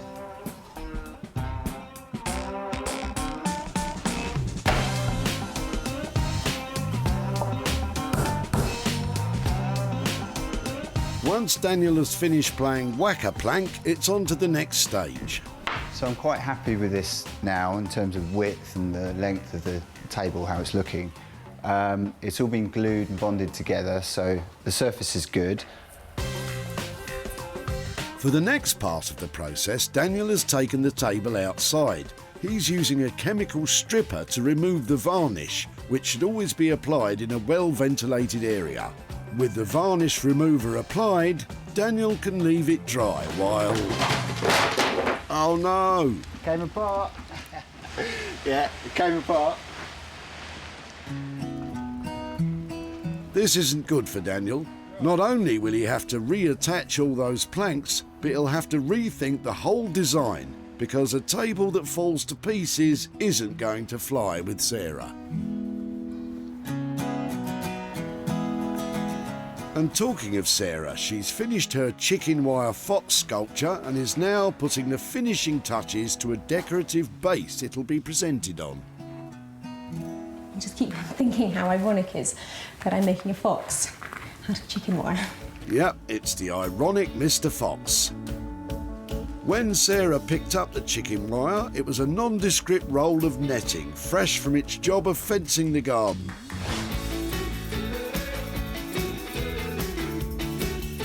Crafty Sarah has now created a stunning sculptural fox, ready to lark through any darkened woodland. The table display incorporates copper piping and candelabras, which really sets off the handsome fella to best effect. Bravo! Well, he's all done and he really is a bit of fun made out of some chicken wire, but hopefully he's got the essence of foxiness needed to make him saleable. I mean, I quite like having a go with things like this because you just don't know what you're going to achieve. Once again, Sarah's proved she's a dab hand at anything she can put her mind to. But will anyone else think so? Let's try and get it sold. Before Foxy was Foxy, it was just Yolanda's old wire mesh. What did you use the chicken wire for? It went across a pathway in the garden. Sarah saw potential, but Yolanda wasn't as sure. Do you think I'm mad? Yeah! But she was happy to pass the netting on. Thank you so much. Hopefully see you again with some money. And you know, she just might. Sarah's found a buyer for the wire fox, and would you believe it, they're just down the road from home. Cosy Sussex pub, the Fox Goes Free, snapped up our Foxy. I can't imagine why. And manager Christian seemed glad to add him to the family. It looks like it's at home already, to be honest with you, so fantastic, really good. So Christian loved our Foxy, but how much was he willing to spend? Sarah has travelled to Chiddingfold in Surrey, where Yolanda is hard at work. Hi there. Oh, hi. Lovely to see you again. Yeah, and you? You look busy. Yes, yeah, come. All mucking out, it's never finished. No, I don't. How many horses have you got up here? We've probably got about 30 at the moment. Wow, that keeps you Yeah. busy. Well, I've been busy with the chicken wire that you dropped off. I got the task of turning it into really? something, yes.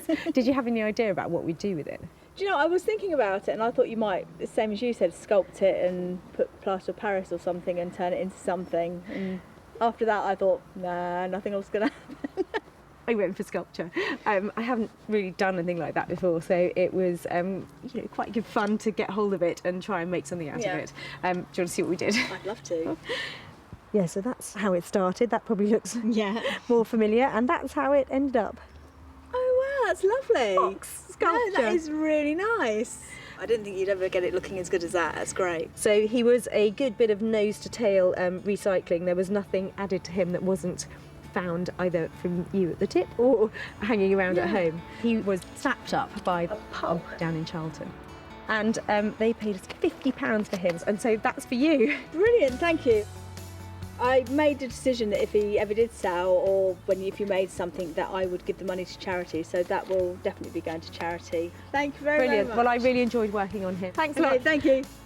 Sarah spent absolutely nothing on materials, meaning with a sale of £50, Yolanda has £50 to donate to a charity of her choosing. So that's one item producing a profit. Let's see if we can make it two.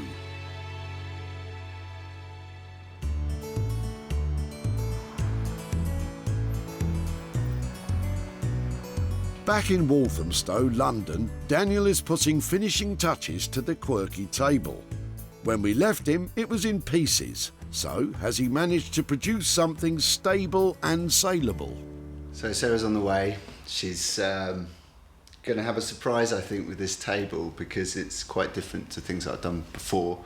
Yeah, it's fairly anxious that she might not be expecting it, and I hope she likes it anyway. I hope she likes it. Well, I'm back in East London to find out if Daniel really did manage to make a dining table. He'll have had his work cut out, that's for sure.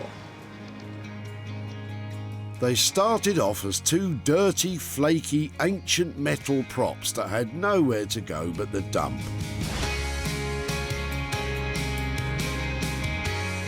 Now Daniel's transformed them into a quirky, stylish table, suitable to grace the very hippest of homes. The rusty stands have benefited from a slick and glossy new paint job. The blue legs complement the shined-up gym flooring that Daniel has used to create a striking geometric tabletop. That certainly looks like it's not going to fall apart. Here we go. Brilliant! Oh, Daniel, that's great. It's Thank so you. fresh. It's quite poppy. We've stabilised the legs, and we've kind of made them, quite bright and fun. It's beautiful, and I love this reuse, this gym floor, was it? Yes, yeah. Fantastic. And the table is also highly adaptable. The height can be adjusted easily for use as a dining table or a workbench. I think that having it as the multi-height thing is really clever, because this is now accessible in every room, isn't it? Yeah, they can stash it to one side if they've got something happening in the room. After the tabletop fell to bits in his workshop, Daniel added steel bars to strengthen it, so it's hard-wearing as well as attractive. And saleable, don't you think? I think so, yeah. One of a kind. Yeah, that's what we like, isn't it? Yeah. Just like you, Danny boy, just like you. OK, well, I think that's looking like a profitable piece for me, and that's good news. I think you've created a truly special piece of furniture. Well done, thank you. Thank you very much. Cheers, Sarah. Well, I have just picked up the first ever Daniel Heath dining table. Turns out he's rather good at them. That is definitely going to be saleable. I was pleased that she was pleased with it. I think it's quite different from other things that I've done, and it's quite fun. So, yeah, delighted. I think because this item's quite flexible for people, you know, it's adjustable. I think it's quite hopefully it will sell. Yeah, hopefully it will appeal to a lot of people. But, you know, we'll see when it gets out there.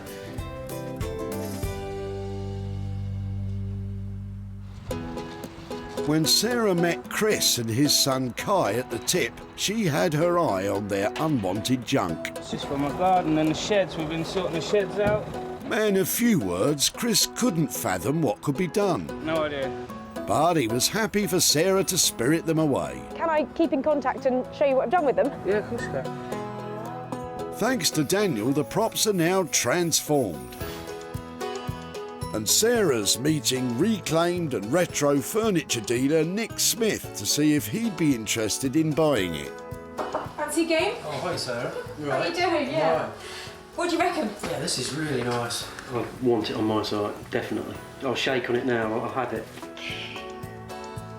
Deal done. So the table's heading for his online shop Smithers of Stamford. Now Sarah's on her way to the village of Whitley in Surrey to update Chris on what eventually became of his rusty old stands. Oh, yeah. Oh, yeah. How are things? Good. So you were dropping off the props. I think you said they'd been hanging around for ages. Is that right? Was just clearing the garden out. So they'd obviously had a bit of wear to them, and they were a bit beaten up, weren't they? Rusty and that, yeah, definitely. Yeah. Well, they were very lucky props. They were taken to Walthamstow, where there is a fantastic designer called Daniel Heath. Yeah.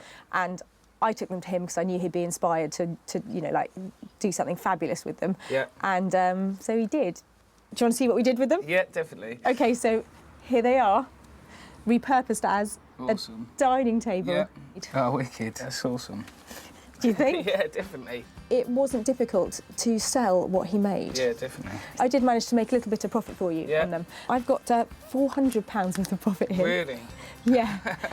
Surprised about that? Yeah, amazing, isn't it? That's well good. I don't know what to say. Chris is speechless, but what will he do with his unexpected loot? Take kids out, go and buy some toys, take them out for the day. That will come in handy then. 100%, yeah. Excellent. Altogether, we had great fun with your old props. So yeah, definitely. I'm going to say thank you so much. Thank you very much. And thank you very I'll much. be looking out for you at the tip again. Appreciate it. Thank Take you. care. Appreciate it. Thank you. Sarah spent £600 on Daniel's materials and labour to create the table. In the end, she sold it for a thumping £1,000, which left her with a profit of £400 to hand over to Chris for his day out with the kids. Marvellous.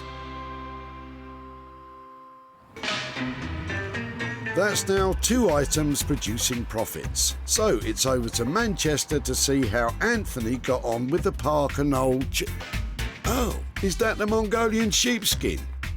He really wasn't lying about the hairiness. I've never done anything like this before. I mean, if you look in my toolbox, there's one thing I've never carried in there before, and that's my clippers. So I've been shaving the chair, stood there like a hairdresser, snipping away at it, looking, making sure I'm fluffing it all up.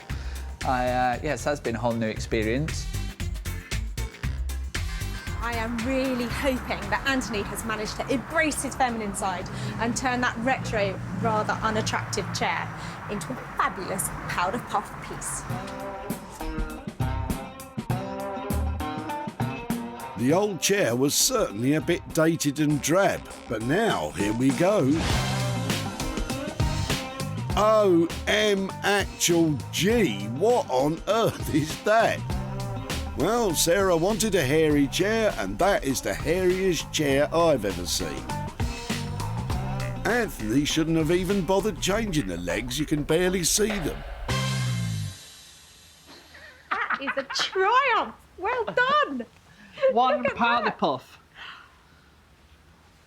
Isn't it fantastic? I actually really like it. I really like it. I think that's perfect with that wood like that. Yeah. That is beautiful, isn't it? What have you done on the back?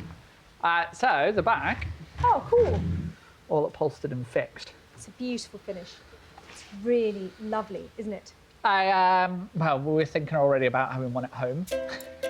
Yeah, I'm sure it'll fit in nicely with your hairy living room. But after all that, Sarah seems delighted. I think it's a triumph, and that's going to sell, isn't it? Well done for making it look like that, because it could have looked really shabby, and now it just looks chic. It's amazing. Oh, Anthony, you've gone all fluffy. Steady. Now that is a totally spectacular transformation. It's gone from tired and old to luxury, fluffy and fantastic. And it's really commercial. I had absolutely no doubt that Sarah would like this one. I mean, you've just got to look at it. It's Sarah safe. There's nothing too crazy about it. I knew she was going to like it. Lots of people are going to like it, so I reckon it's going to be an easy sell. Well, Anthony, I hope you're right. Sarah first met Brent at the tip as he was busy clearing out some of his mum's things. Parker Knoll, it's written on, even I can tell that. Once Sarah spotted it, she was eager to acquire the skip-bound seat. Would you mind us getting stuck into it? Is it sentimental value or...? No, you carry on. Really? Yeah, absolutely. Well, I suppose it's come to the tip. Anything from here is on the way up, isn't it? Yeah, definitely. If it benefits someone. Brent was happy to see the chair move on, and Sarah was sitting pretty. And the challenge is deciding what to do to it and where to send it, so it really makes some money. The challenge was met and exceeded, with the chair finding a new lease of life. And what's more, Nick also snapped this item up. But I think his wife Kim liked it more. The Yeti, they call it, apparently. Yeti. The Yeti chair. Wild mane. Steady on, Kim. Sarah's travelled to Whitley in Surrey to show Brent the Yeti and hand over some cash. Hello there. Hi. Hi, how are you doing? Good. Good. I have been waiting to catch up with you about your Parker Knoll chair that you left at the tip. Yep. Now, it came out of your parents' house, is that right? It did. So your chair went to Manchester to a fantastic upholsterer called Anthony Devine. Right. And he had one look at it, and I'm going to brace yourself, okay, because I'd like to show you how it ended up. Are you ready for this? Go. Here is your chair. Oh my God. Is that approval or shock? Well, yeah, I've never expected to see it like that. Well, do you know something?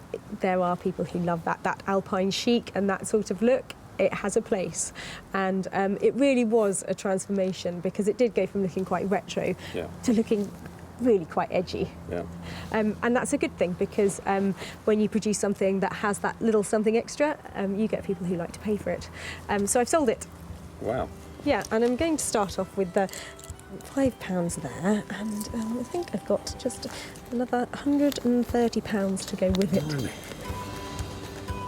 And that's after it's all been done? That is, Anthony was paid for all of his work, and that has been sold to a vintage and retro shop who absolutely loved it. Crikey. Bit of a surprise there? Yeah, definitely. Anything that springs to mind that you might do with that money? I think probably the prostate cancer charity. Okay. Father died of that last year, so Oh dear, I'm so sorry to hear that. yeah, put it towards that. Okay, well that's a lovely thing to do, and I hope you don't mind what we did to your chair. Not at all. That's definitely interesting. Thank you, that's a really nice way of putting it. Thank you so much for your chair. No problem. Thank you. Bye-bye. Bye. Anthony's labour and materials to transform the armchair totaled £265. Sarah managed to sell the new woolly wonder for a fabulous £400, meaning she could pass £135 back to Brent to give to a charity in memory of his dad. Sarah salvaged 3 unwanted items from the Whitley Recycling Centre. Chris's rusty props were turned into funky furniture. Brent's Parker Knoll chair was transformed into a sheepskin masterpiece.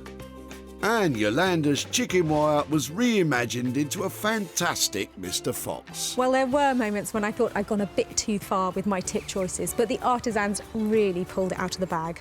I just hope all the new owners love their pieces as much as we love saving them.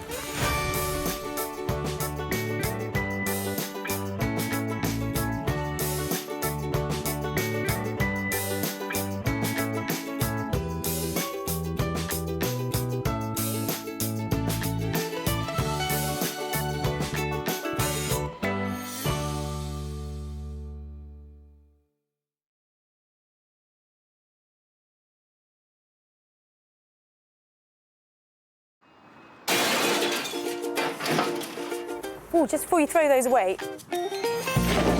How do you make money for nothing? Can I have it? You can have it, yeah. The answer could be hiding in the 30 million tonnes of household waste we throw out every year. Now this is one seriously unusual tip find. That's why entrepreneur Sarah Moore wants to get her hands on things before they hit the skip. I'm a passionate user, maker and buyer of old stuff, and I've turned my passion into a money-making business. I make new stuff out of old stuff, and I sell it for profit. And with some of the country's elite designers and makers... These were going to be thrown away? Seriously? I love it, love it, love it. She can transform her finds into desirable... It looks brand new. Valuable... You are joking. And hopefully saleable items. That is a triumph! If Sarah is successful, then she can hand the profits back to the very people who had no idea there was cash to be made from their trash. That is amazing.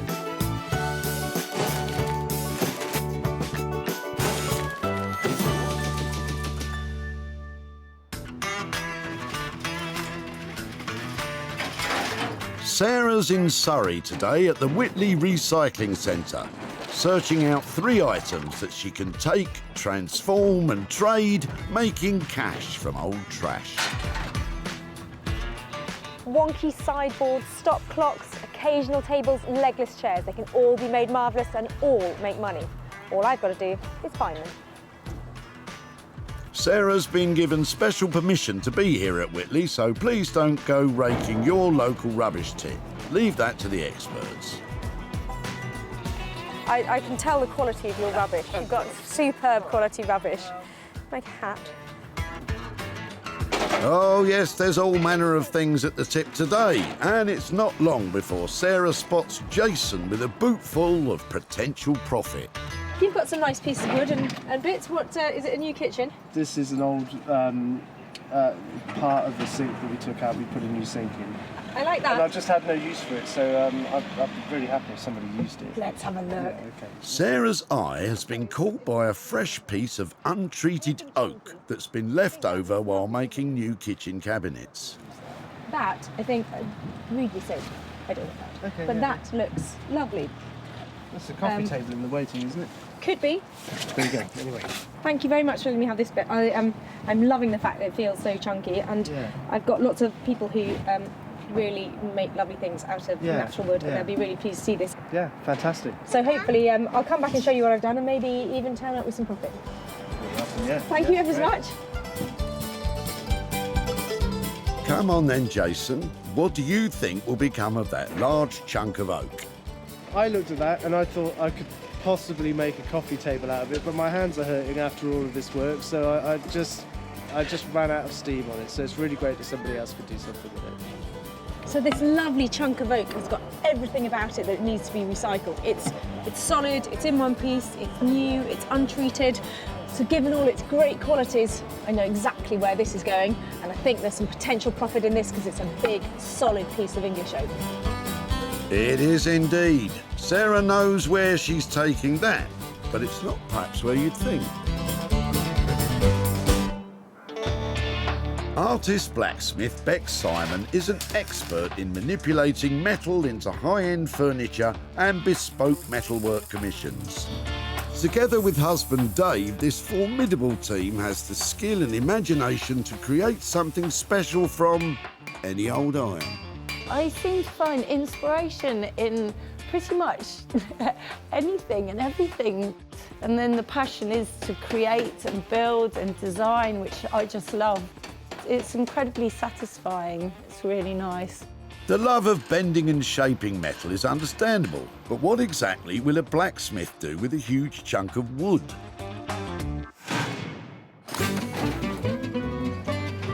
With the first item found, it's time to press on and search for a second one.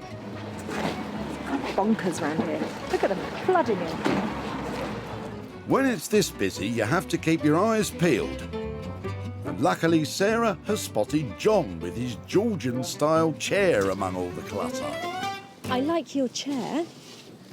Well, it's the elbows have gone. Okay. It's a... We were going to get it refurbished, but then we decided just to dump it.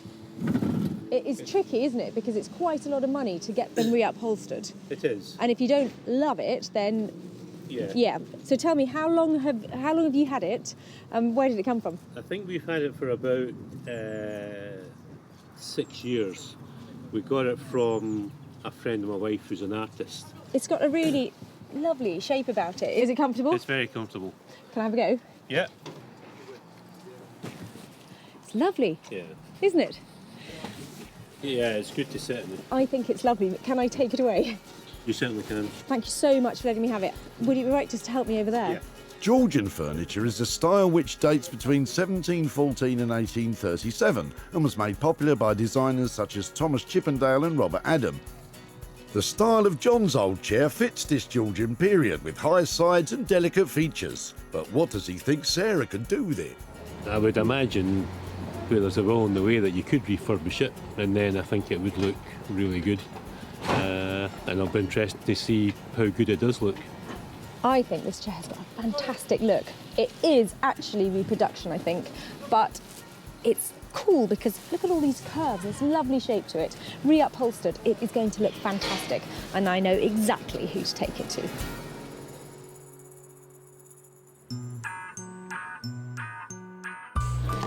Introducing Anthony Devine, Anthony's unique and quirky upholstery has earned him the reputation as one of the most imaginative craftspeople around. Anthony can upholster almost anything, but he does love a good chair. The first thing I see in a room is a chair. When I go around to people's houses, I look for quality, I look to see what I would do differently. Some chairs look like they're almost kind of destined for the tip, but if you see 1 ounce of kind of potential, then save it. I suppose it is a bit of a love affair I have with chairs. They're very beautiful things. Anthony loves classic lines, beautiful shapes and stylish looks. Hopefully, he'll also like this old thing. Raking through rubbish at the dump for prolonged periods is enough to send you over the edge if you're not careful. Disco and fun. It's been a long day. I've had a hot chocolate. I'm feeling excellent. I'm looking for one last piece of recycling. Come to Mummy. What's in the disco? You go, girl. Sarah is now on the hunt for an item she can work on. And has spotted Graham, whose passion in life is his mini wildlife sanctuary he runs from home.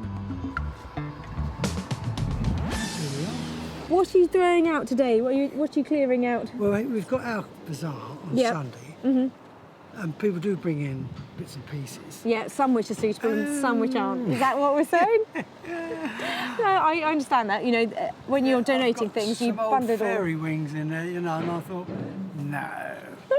It was a great temptation for me to... No, me too. Would it be all right to have a little rummage in your rubbish to see if there's anything we might be able to make some money out of? Graham takes in sick and injured wild animals, something that Sarah's very familiar with herself. Oh, lovely. Thank you. I had 3 pet foxes when I was growing up. Good. I used to look after them. 2 owls and a kestrel I had when I was growing up. Most people are happy with a goldfish.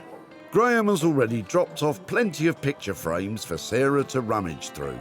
Yeah, I'd really like to try and make some money for you. I like these little ones. There's one, that's quite sweet. Look, it's a silver plate or something. So I'll have a look at that one. There's a little bundle of vintage and retro ones. Maybe if I put a postcard or something in there, I could sell them and raise a bit of money. Bit of embroidery? Maybe. Right. These frames weren't promising enough to make it into Graham's own jumble sale, so Sarah is going to have her work cut out with this lot. Lovely to meet you today. And you. Thanks ever so much. Okay, bye-bye.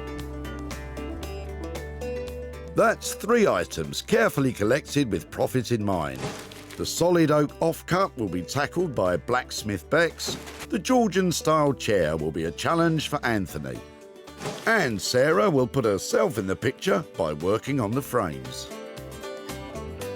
Today has been incredible with such a diverse mixture of items found. I can't wait to see them turned into show-stopping moneymakers.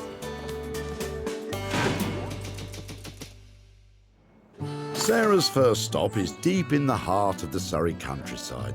So tranquil. Unless you're in the workshop of Bex and her husband Dave. So I used to feel quite nervous about what Sarah was going to bring round for us to, work with, but now I've sort of become a bit more to expect the unexpected. I'm glad she feels that way, as Sarah's about to drop off a lump of wood to a specialist metal worker. So you find a big chunk of oak and you immediately think, well, I did, let's take it to the blacksmiths. I really need some help with this piece. I know that Bex and Dave come up with all sorts of ideas all the time. I just need one of their really good ones to turn this big chunk of English oak into something really saleable. I'm looking forward to seeing what she'll bring today. In fact, we'll probably go and find some other junk to help try and upcycle these bits with. How you doing? How you doing? Look what I've got. It's wood. You got wood. You all right? I'm really well. How you doing? Come put it down here. It's quite heavy. It's a nice piece of wood. Yeah, I think it's that way up. I thought because it's so beautiful, I love the kind of matte quality of the wood. Yeah. I was just thinking with some of your beautiful shaped legs on it, I was wondering about having something, quite industrial looking like nuts and bolts or something, maybe like coming through it or... So say if it's round, you could have like just 3 and it's sort of self-balanced, so they're piercing the top, sort of that. Piercing sounds great, doesn't it? Yeah, you want that. It's either kind of a javelin shape, so they're getting sort of thinner. Maybe you could do that. If it's piercing it, maybe it sort of gets slightly thinner at the bottom and then a big chunky bolty thing at the top. Yeah, because you'll have a flat bit with the bit coming through, and it's sort of balancing on three legs. Industrial-looking legs. I've got a pair of them myself. But this table will need 3, so how much will it cost for each leg? Say 60, and then we can sort of fiddle about and, you know, make something really nice, and it would look like a really good interiors piece, you know. That's £180 in total for the 3 legs. Now, what's the plan for the wood?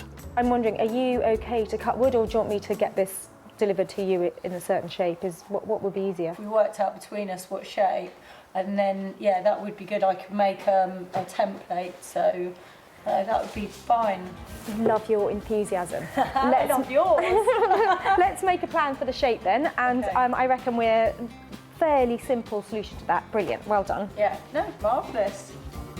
Once the shape is agreed, Sarah's going to organise getting the wood cut, while Bex takes care of the javelin-shaped legs. Brilliant, you have that, that and that, right, and I'll take the wood. All right. Okay, keep in touch, yeah? See you later. Bye. I think it's going to turn out a really, really nice, sort of quite classic little piece. So looking forward to making that. To get the fire started. Bex has got her work cut out with the legs, and I've got my wood to cut out. I think this table is going to be sweet, saleable, and I think we'll make a profit. With £180 already dedicated to the legs and the cost of preparing the wood still unknown, can this adventurous table live up to its price tag?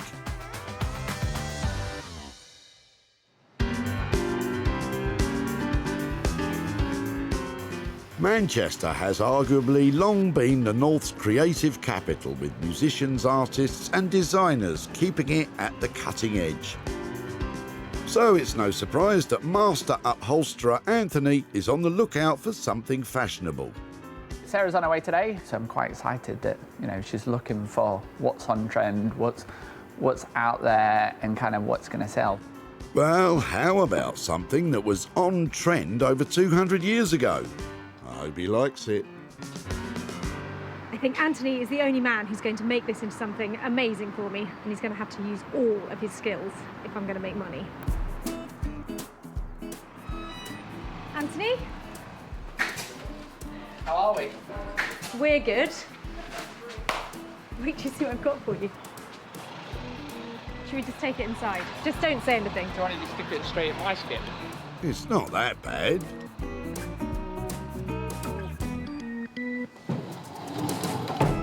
It's not a little gem, is it? It's a big something, not a gem. Anthony really isn't sold on it, but I'm sure that Sarah can talk him round. It has potential. I've got a really good idea for it. Okay, just bear with me on this and see if you think it will work. How about cut it in half, stretch it out, make a fantastic Georgian sofa out of it? Brilliant. Let's do it. Really? Is that possible? It's not just quite simple as cut it in the middle. What would the process be? Well, do away with everything between this gap. So, by chopping the chair in half, retaining the Georgian-style sides and building a new middle section, the small seat will become a large couch. I like the stretch part of it, I have to say. That sounds fun. Like, not just little, but big. Stretch big. Okay, big would be great. Maybe a couple of new legs in the middle, you know, 5-person. Something that goes in the hallway of a Georgian stately home, you know, that kind of... With a modernish look to it. Okay. I can see you buying in already. Yes. A little bit of enthusiasm for it. You can do it. It's coming. I am almost overwhelmed with the enthusiasm, but how do they intend to cover this monster of a sofa? Colour-wise, I don't know. It's either beautiful light linen or it's very dark. I would go dark. Yeah, dark velvet but then, you know, maybe we should just have like a nice chic fabric on it. A country cottage sofa. No. A 5-seater sofa in dark velvet sounds expensive. Is it, Anthony? It's going to hit just under £1,000, realistically, but then it's going to be a whopper.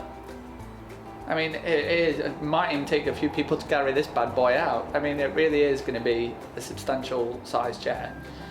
I'm happy to leave it like that. I can't wait to see it. Sarah seems happy her radical idea is underway.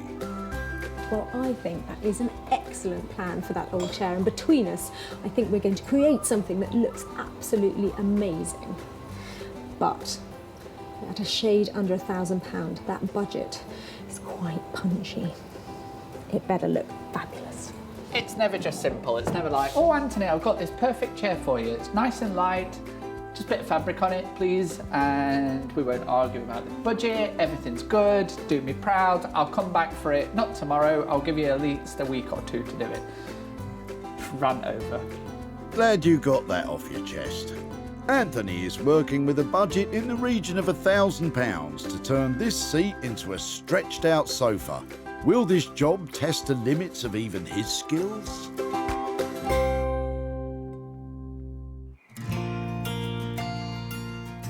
With both the block of solid oak and the Georgian-style chair in good hands, it's Sarah's turn to take on the jumble sale cast-offs. Oh, listen to this. My mum and me on front donkey, Fred in rear. I think I was about 3 years old, perhaps younger. Uncle Joe in boater, my father taking photo. I would love to have seen who Uncle Joe was and what the boater looked like and who Mum was, but I'm afraid we're just going to have to imagine that. They're such sweet things, all with their little notes on the back. It's a real pocket history of somebody's family here. These may look like a collection of simple, ordinary frames, but you never know what you might find, and Sarah's onto something. No way, look. Can you see them? Can you see the one in the middle? That's a lion. So solid silver, sterling silver. This is British Art Deco silver frame. That is a little gem in this bundle. I've got a silver cloth. I'm hoping if I give this a polish, some of it's, oh look, that is going to be amazing. We're looking at a frame probably 100 years old, and it's got this pattern on it. It's called engine turning. Great spot, Sarah. Engine turning is the decoration of metal or ceramic objects with fine geometric patterns, similar to the patterns found on banknotes. Well, that is looking a lot better. It is made of solid silver, but there's not heaps of silver there because it's quite fine. But as a design piece, I think that's where the value is because it looks beautiful. I'll put the surround back into it and the back on it, and then probably have a look and see what I can find online, see what kind of examples and what they're selling for. Finding that gem of a silver frame is not enough to stop Sarah attempting to maximise profits from her haul. And all it takes is a spruce up and a splash of colourful wallpaper to prepare the remaining frames. Let's hope that looks all right on that side. Yeah, no. Look at the bottom. Not annoying or anything.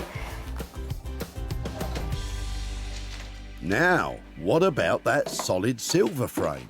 All right, let's have a look. Art Deco frame. This one. Art Deco, sterling silver, engine turned frame. Do you know something? They are expensive. Look, even this one, £275. Oh yeah, I really like you. These frames have cost Sarah nothing so far, but can that silver frame live up to its potential worth when Sarah tries to sell it? In Manchester, Anthony is about to start work on the Georgian-style chair, and today he is assisted by fellow master upholsterer Dennis. Dennis, to cut a long story short, has been an upholsterer for many, many, many years. Dennis has been in the business an incredible 70 years to be exact, so Anthony is really bringing out the big guns on this project. It's going to be a bit of a two-man job. Right, do you want to crack on then? Yes. Crikey, Dennis, you're keen. So the plan, we're going to cut this open, and then we should start to see the wooden frame, and then we're going to simply take a saw and chop half of this off and hopefully glue it, screw it, dowel it, drill it into a sofa. Let me know if you find any money. Share it. We'll share it. We'll buy some biscuits for tea time. Hey! Hey! Oh. I declare this chair open. Are we, how big are we planning to make this then? Well, Sarah's expecting a large 5-seater. Me, isn't it? Something similar like that. What I was thinking was more like... You're going a bit too far now. It's too long. With the size of families nowadays and the size of TVs, you know, we probably want a big sofa. Anthony has gone a bit off-piste in the past, and it looks like he's thinking of deviating from the agreed plan with Sarah. Not sure how she'll feel about that. Yeah, that's not going to be far off 40 inches of that. Oh, and they still need to build the thing. We'll have a cup of tea first, yeah? Back in Surrey, blacksmith Bex is getting started on the spear-like legs and chunky bolt fittings that will hold up the oak tabletop Sarah is having cut into shape. It's basically making it so it's got this nice slow, you know, not to a point, but looks nice and slick rather than just a straight bar. Before the legs can be tapered, first they have to be cut. Fancy a cup of tea? Bex is using mild steel to form the legs. It's a malleable alloy that can be shaped when heated above 1,000 degrees Celsius. It's more often used in a building context, and so will provide this coffee table with an industrial feel. Shall I make the bolt, just use that material, make the bolt so it's like quite slick and small, or go nuts and do a big fat bolt, but then it's a coffee table, it might get in the way. It's a tough decision to make. Yeah, doing the smaller meter, using that material.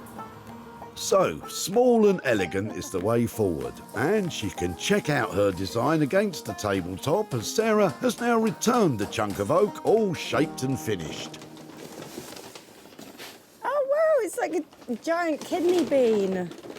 Oh, it's really nice, look, with her dirty hands. No, it's got a really nice shape. It'll go well with the legs. We haven't told her that we're going to countersink, you know, the nuts and stuff, so, you know, rather than it looks like they're sort of plonked on, they're going to be, you know, set in nicely with a little top, so it's a really nice detail. With the top ready to go, Bex concentrates on putting the finishing touches to the metal legs, with a bit of help from Dave's pants. Quite a few. Actually, there's a new pair that I've been planning to bring in. So when they start to look a bit like a skirt. Perfectly good underpants, then. I don't know what she's doing with them in here.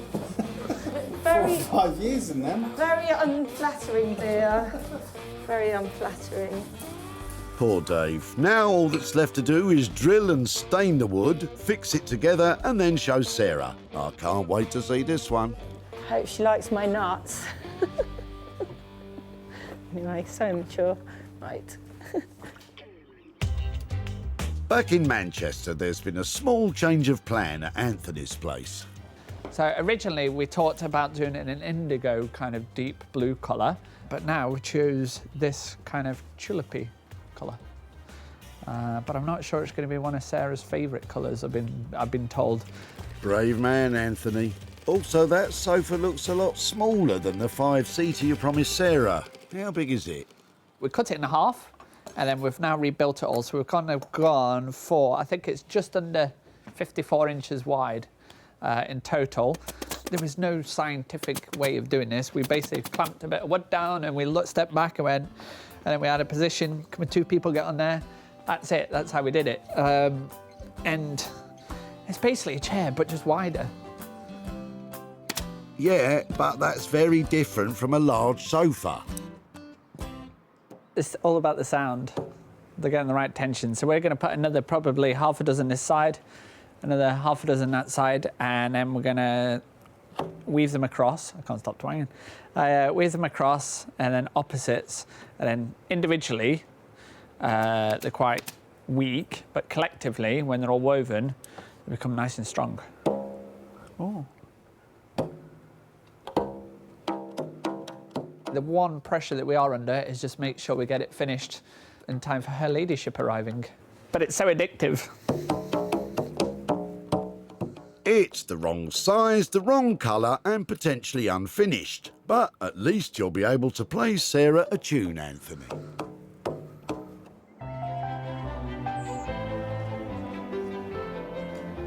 Today, Sarah is hosting a barn sale featuring her own handiwork and others from local artisans. And there's interest in some of her refurbished picture frames.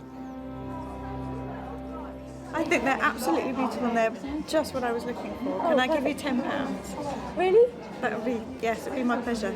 Okay, I'm delighted with them. Oh, lovely, excellent. Come with me to the till. Thank you. That's 2 frames sold, and if the others don't sell today, they'll be going straight online. Sarah's now concentrating on getting the best price for her star item, the solid silver frame. She's travelled to the Bourbon Hanby Arcade in central London, home to antiques expert Ian Towney. This is engine-turned, made in Birmingham in about 1926, 1927. What is important, the silver is in good condition. Okay. You know? If that's in good condition, there's a chance we can do something with it. You know, because they're beautiful pieces. With the silver being undamaged and Ian recognising the potential, he was keen to make Sarah an offer. If if I was selling to an end user who was looking for a christening present or something like that, I'd be looking for different money. But I think that's lovely of you to make that offer. Okay. So I think I'm going to say, take your offer. You take my offer. While at the dump in Whitley, Sarah spotted Graham with a boot full of jumble sale rejects. And people do bring in bits and pieces. Yeah, some which are suitable and some which aren't. Is that what we're saying? He was raising money for his animal sanctuary, and these frames didn't make the cut. Lovely to meet you today. And you. Thanks ever so much. Okay, bye-bye. After some TLC, a barn sale at home was the perfect place to sell the simple frames. But the silver star of the show was taken further afield. Sarah's now returned to Whitley to show Graham what became of his jumbled junk and to hand over the cash.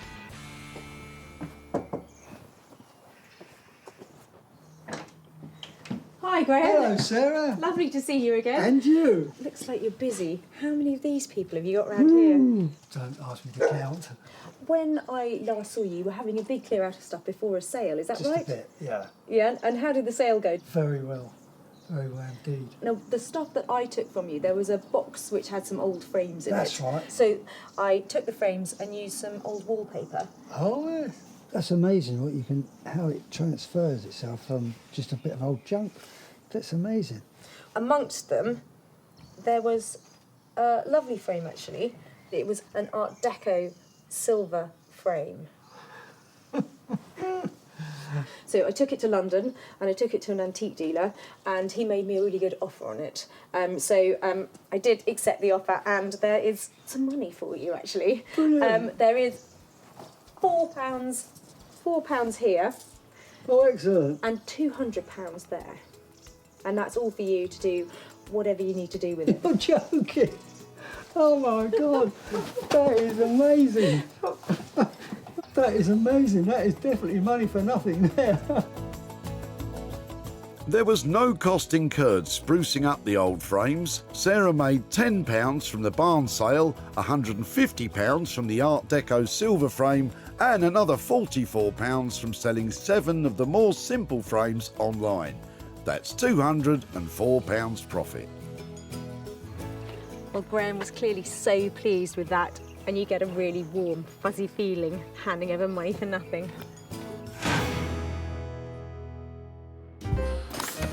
Buoyed by the success of the sale of the frames, Sarah's back at the workshop of Bex and Dave to see the fruits of their hard labour. Did you spit on it. Yeah. I think she'll be pleased, don't you? Yeah, no, I think she'll like this one. And There's not much to not like about it. it's been in our house for a little bit for the wood to dry. And it looked quite nice in there. I've been really looking forward to see what Bex has managed to do with that old piece of worktop, because although it was only quite a small item, it's potentially a really big transformation. When Sarah dropped off the chunk of untreated oak, it was unremarkable and unwanted. In collaboration with Sarah, Bex and Dave have created an elegant kidney-shaped coffee table. Hand-forged steel legs, complete with chunky fittings, are countersunk into the tabletop, which has been stained black to match the legs. Oh, hello. Hello. Is that it? Might be. So let's have a look then. There you go. Oh my word, are they metal? Yeah. How cool are they? Oh, it looks really good, doesn't it? Yeah, it's worked out nicely.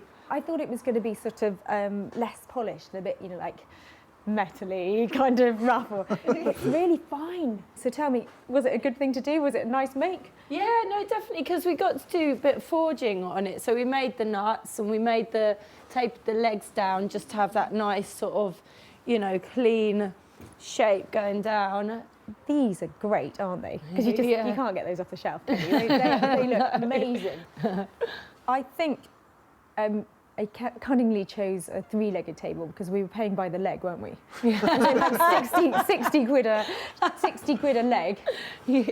Anywhere near that? Yeah. It's about right. By the time, you know, you've messed about with the wood, you know, got it all working and nice, it's about right. It's very cool. I'm glad you like it. I think it's a charming thing made out of something that was, you know, scrub top utility piece of wood. So I'm really pleased with that. Thanks Brilliant. so much. Thank you. Always lovely to see you. Yeah, how heavy is it? It's not too bad. Not too bad. Not You'll too be bad. okay. That's what we always say. Take care. See you later. Bye. There's always the question of what other people will think of your work. Yeah. Yeah, no, it's really good, and she was really pleased, so that makes us really pleased. You're wearing my hat. Yeah, well, my hat now. Those guys just pull it out of the bag every time. Look at the finish on that. It's fantastic. When Sarah spotted Jason at the tip in Whitley, she immediately spotted potential. You've got some nice pieces of wood and bits. What is it? A new kitchen? This is an old part of the sink that we took out. We put a new sink in. Jason was quick to catch on with ideas of his own. I looked at that and I thought I could possibly make a coffee table out of it, but my hands are hurting after all of this work, so I just ran out of steam on it. Fortunately for Sarah, it was full steam ahead when the finished coffee table was offered for sale, and it was soon snapped up by a vintage and retro retail outlet in London. Sarah's returned to Whitley to show Jason what became of his oak cast-offs and possibly hand over some profit. Hi, Jason. Hi, how you doing? Yeah, really well. How are you? Yeah, good, thank you, good. Nice to see you again. Yeah. I said at the tip that it would be great to catch up if I'd managed to do anything with your chunk of oak. So I'm here. I'm here. Yeah, we great. actually managed to use it. Do you want to see what we did? I'd love to, yeah, this sounds great. So that's how it turned out. Wow, that's unbelievable, isn't it? That is great. I honestly just thought it would be just a nice square oblong of, that's what I was going to make. Yeah. But yeah, that looks fantastic. Good news is it sold and it sold at a profit. So I've got some money to hand over to you here. I've got Well, that's incredible. I wasn't expecting that at all. £4 there and another 60 more to go with it. That's so unbelievable. I wasn't expecting that at all. Thank you so much. So this is unbelievable. 64 quid. Yeah. Any ideas what you do with £64? There's a lot of things I'd like to do with it, but my children might have a different idea about what I can spend it on. But yeah, no, I'm sure we'll find something fun to do with this. Excellent. A day out, I should think, at least. Yeah. Well, thank you so much for all of your time and for letting us come back and show you what we did. Thank you. Take care. Bye bye. Sarah spent a total of £206 on the coffee table, £180 for the 3 hand-forged legs from Bex, The cutting of the wood cost £6 and £20 was spent on wood stain. With a sale price of £270, that left £64 to return to Jason. Well, I think Jason was genuinely surprised and quite pleased with what we did with his chunk of oak. And £64, I think the family are going to have a lovely day out with that.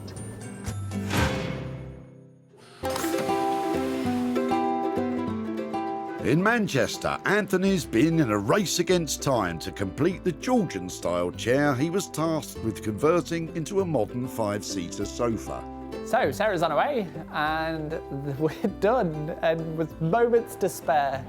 Obviously at the start we were talking big ideas and big sofas. We still have a big idea and now we've just got a smaller sofa. Well, I left Anthony with a lovely sturdy old chair. I know he's going to turn it into something big, but to make money, it's going to have to be beautiful. The chair started out as a tired single seat with good bones and burst upholstery. Anthony has reimagined it as a stunning two-seater that could certainly stop traffic. The new seat has been built from scratch and covered in a tulip pink velvet with hand finishings. The couch also boasts a deep button detail across the back. It's nice, but Sarah's expecting something quite a bit bigger. This could be interesting. Oh my word. Is that our chair? Yes. I think it's a thing of beauty. Good. I think that it's a striking transformation. It looks better than that chair that was dropped off by so much, doesn't it? Yes. Phew, that went quite well, really. Still, there's a bit of explaining to do, Anthony. I thought it was going to be like a stretch limousine. I know, what but- happened? It's a bit more compact. But We had to make it sellable, and this is a good sellable size. If we got all daft and started making it, 16 foot long, then it wouldn't fit in my house. probably a fair comment. Well, I don't want to say you're right too much, but I think you might. Keep going, keep going. I think you might have been right on this one. Sarah's won over, despite its reduced proportions. I am slightly worried that I left nearly £1,000 on this. Is that what that costs? Is there any leeway on that? Or is By that the time we bought all the fabric and we paid for all the pizza that we had to eat during the making of it, it's not cheap pizza, Or velvet? All the velvet, to be honest.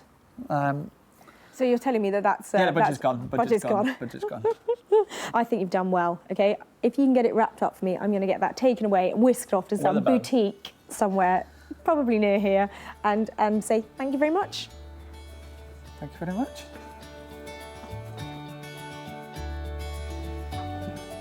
She brought a tatty old chair, we chopped it up, we made it into a sofa, she can sell it, she can make money and give it back to the peeps.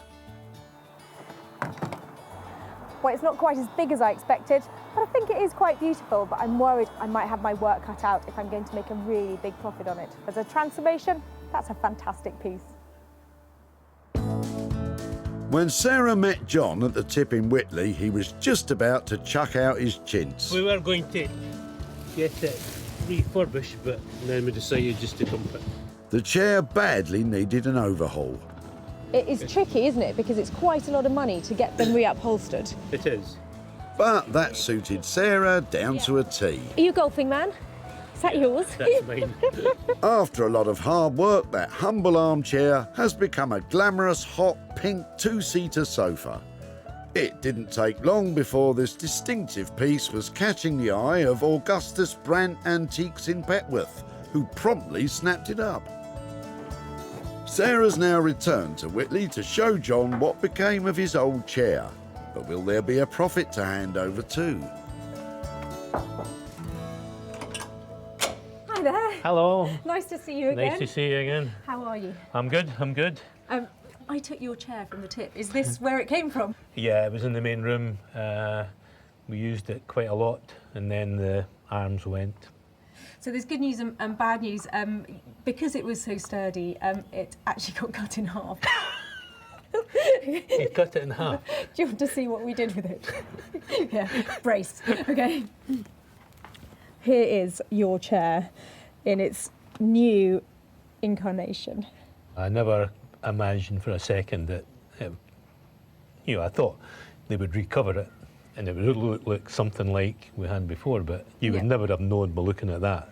It was the same chair. Well, there was a reason why we did that to it, because as a chair, as a process to recovering it, it's an investment to have a piece recovered. And what we want to do is try and stretch it a bit and hopefully get some more money for it. And so we sold it at a profit. I have got £215 here for your old chair. Thanks very much. Absolute pleasure. I am now not taking things to the dump. I'm now thinking, where can I take them to get them fixed? Right. So it's £215. What are you going to do with that? Well, I'd like to think I'm going to get more golf lessons, but my wife will probably say she's going to have it for the house. Oh, really? Yeah. Oh, well, something towards a new chair, maybe? Something towards a new chair. Thank you ever so much. Bye-bye. Bye-bye.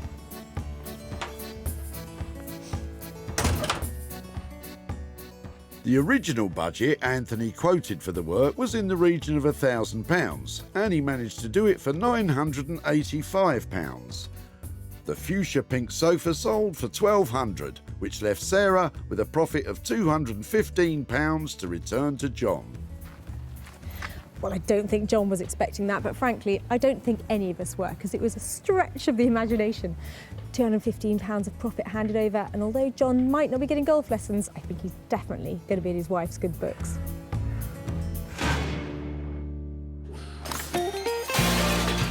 Sarah salvaged 3 unwanted items from the Whitley Recycling Centre.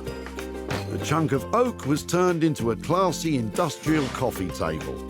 The tired old Georgian-style chair is now a magenta marvel. And a collection of old frames with a silver hidden gem.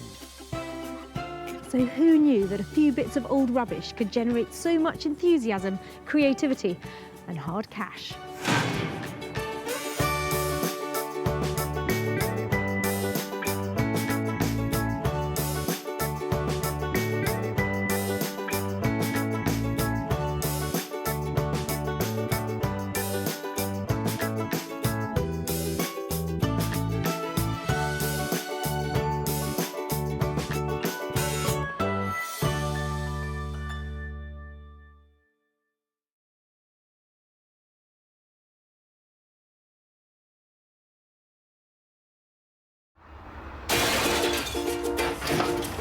What are you chucking out today then?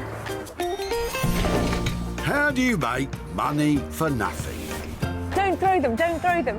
The answer could be hiding in the 30 million tonnes of household waste we throw out every year. Thanks so much for letting me have that. I think that's absolutely made my day. I love it. That's why entrepreneur Sarah Moore wants to get her hands on things before they hit the skip. I'm a passionate buyer, maker and user of old stuff, and I turn that passion into a money-making business. I make new stuff out of old stuff and I sell it for a profit. And with some of the country's elite designers and makers... What do you reckon to that? Quite smart, isn't it? Tell me you love it. I love it.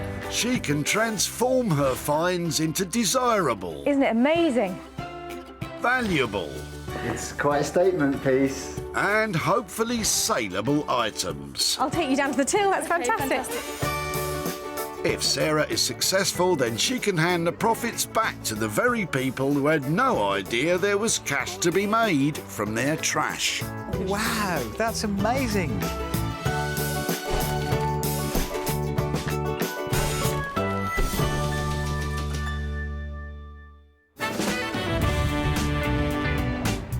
Welcome to the Merchants Way Recycling Centre in Walsall, where, as ever, the cars keep on coming.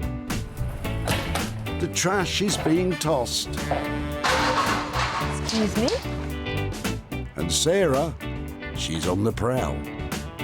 Today, I'm looking for those items destined for the tip with that transformative potential that I can turn into profit. But before you eager beavers get any idea about heading down to your local dump, Sarah's been given special permission to raid the rubbish. You never know what you're going to get here. That's why it's so thrilling. She's on a mission to save 3 items from the scrap heap to rejuvenate or repurpose and sell on for a profit.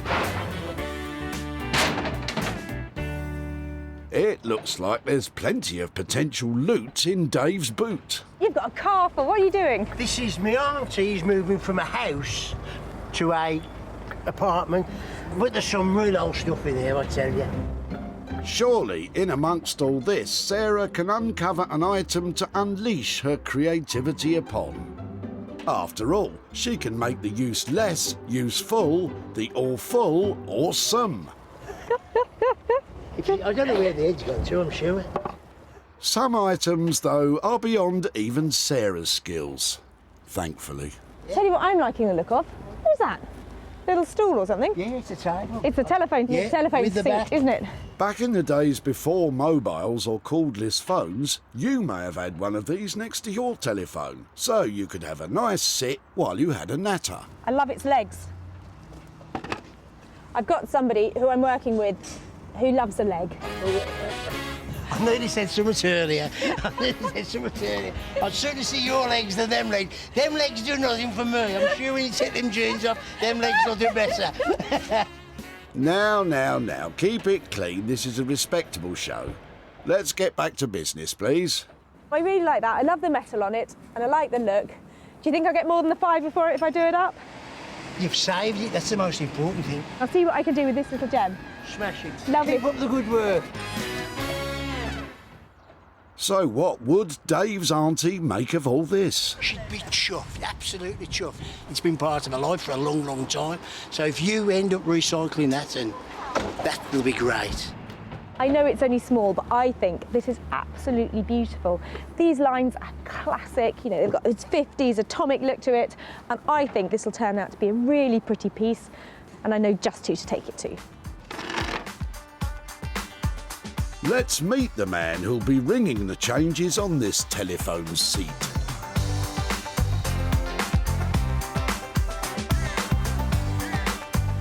Jay Blades is a builder turned philosophy graduate turned furniture designer. What I love about furniture is the playfulness. It reminds me of my childhood where I used to make Meccano sets and just making stuff. Now with furniture, I'm allowed to take things apart, add some paint, add some fabric, and just basically add a bit of me. Jay has his finger on the pulse of contemporary interior design, reworking the very best of British craftsmanship and bringing it bang up to date. Personally speaking, I think adding colour is very important. Give me the most ridiculous piece of furniture and I will turn it to something beautiful. That's my claim to fame. I know I can do it. Hopefully Jay will be just as engaged when he sees this.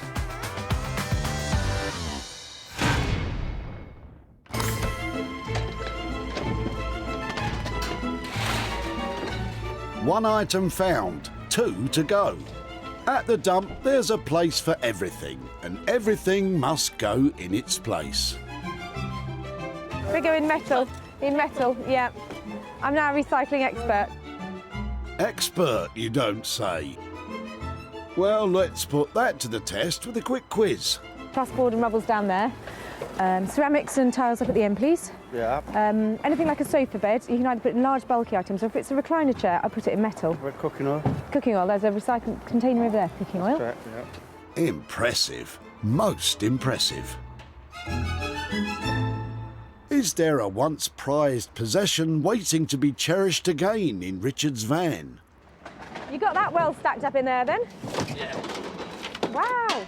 Oh my word. What have you been breaking up? Where? It's my nan's passed away. Oh no, I'm so sorry. Ago, but yeah. So it's just a couple of the things out the bedroom really, just to get rid before try and sell it. Okay, would you mind if I look when you're taking stuff out?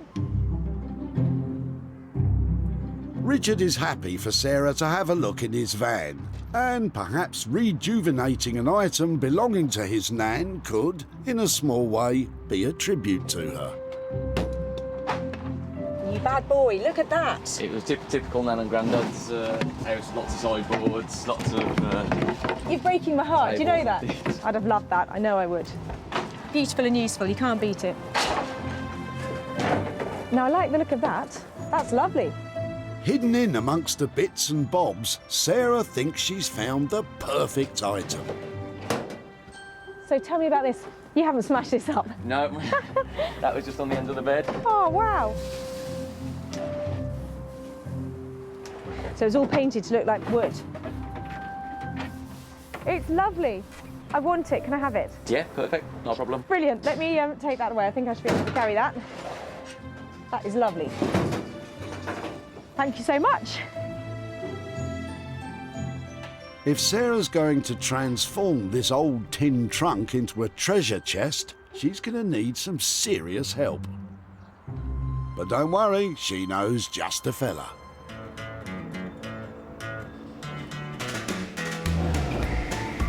Daniel Heath has a passion for all things sustainable. An award-winning wallpaper and textile designer, Daniel loves adding an artistic flair to reclaimed materials to create made-to-order furniture and contemporary design pieces. When I was a kid, me and my brothers would go and get bikes out of skips and take them to pieces, fix them up, cobble them together, tinker around with them until we had bikes that we could ride around. And that was great to just find out how things work, how things can come to pieces and can be restored, and how things can still have a value even though they've been chucked in a skip. Let's hope Daniel can see the value in the old tin trunk.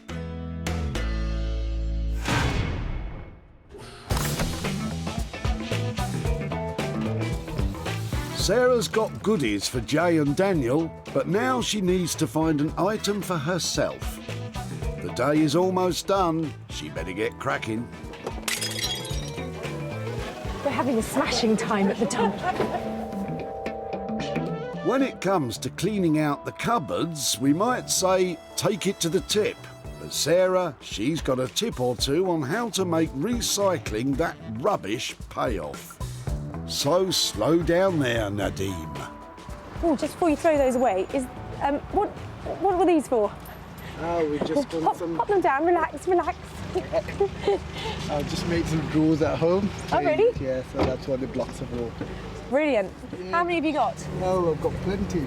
Well, I'm after little things from the tip that I think I may be able to make something out of. And there's something so nice and chunky about these little bits that if you didn't mind me taking them away, I'd love to see if I could make them into anything. Yeah, can do. Any ideas what I might make out of some wood blocks? Probably, I think you can make some kind of box or something, or maybe a pet home or something, you know? Probably, yeah.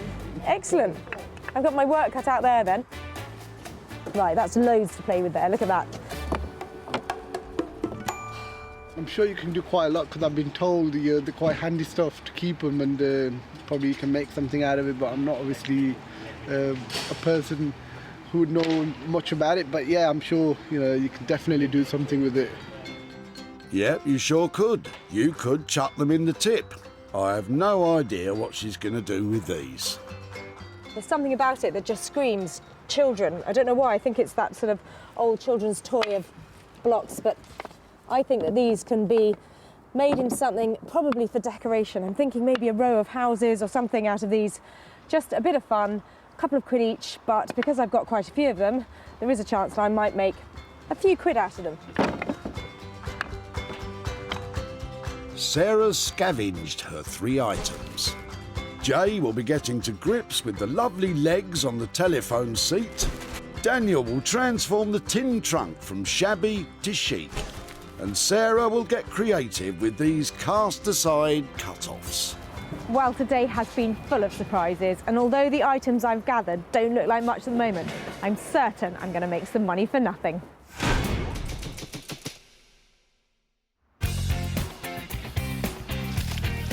This is Wolverhampton. Its motto is "Out of darkness cometh light," which appealed to philosophy graduate turned upcycling expert Jay Blades when he was looking for a city to set up his workshop. His furniture designs are as bright and bold as the shoes on his feet. Most people throw away furniture which is perfectly useful and able to last another 50, 100 years. As long as you're able to do something to that piece of furniture, it would look completely different and it will still be able to last in your house. Will Jay be able to transform this item from chucked to cherished? That looks nice.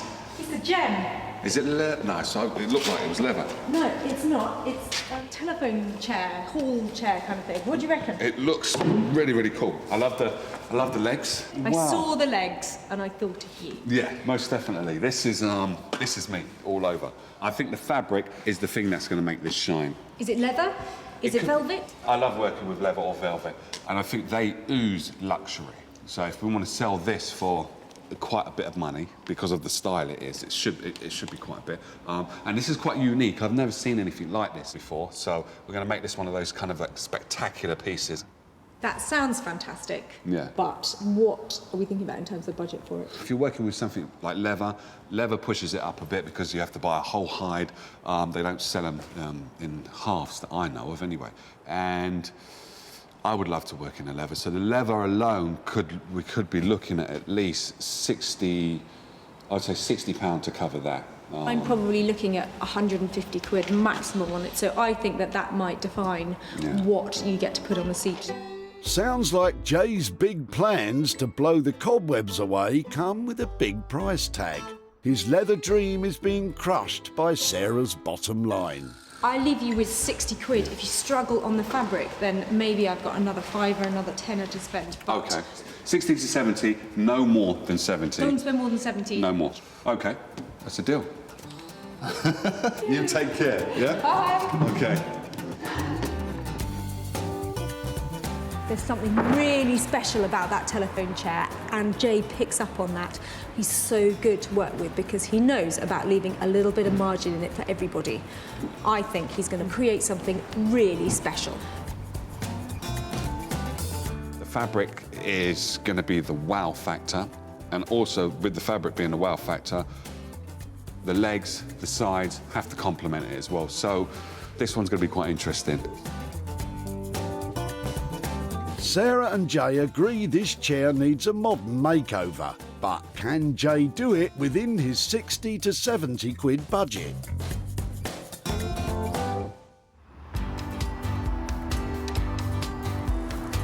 Walthamstow in north-east London was the stomping ground of 90s bad boys of pop E17. They famously sang "Everything's Gonna Be Alright." Obviously, they hadn't seen the old tin trunk Sarah's bringing to designer Daniel Heath. The sort of work that I normally do is bespoke wallpapers. I also do sort of renovations of furniture or work with salvaged materials. And quite often, I'm the person that goes along and I choose those items. So I'm really excited for Sarah to arrive with whatever she's bringing today. This trunk is a very lucky trunk. First, it was saved from the tip. Now it's going to see Daniel Heath. Hiya. Hello, Sarah. How you doing? Yeah, really well. Look at my treasure I've got for you. Wow. What do you think? It's great. I thought it was wood when you came in, but it's really tin, isn't it? It's not the prettiest piece, but it has got potential to be useful and hopefully in your hands beautiful as well. To make it into something else, I mean, I suppose if we sort of turned it over, we could make it into some sort of cabinet. That's a great idea. Do you know that is actually quite clever? Sarah could be right. This trunk is in luck. You know, if we put it up on some hairpin legs, it changes its functionality. It makes it into a furniture piece rather than just a chest. OK, so what kind of thing were you thinking of? Is it sort of like drinks cabinet or something? Well, yeah, maybe a drinks cabinet. I'm a massive cocktails fan. I can't help it. I'm always trying to make people make things to put alcohol in. I only ever have one. Excluding the contents, how much will this cocktail cabinet cost? With all the materials, how much do you think it's going to be to transform it like that?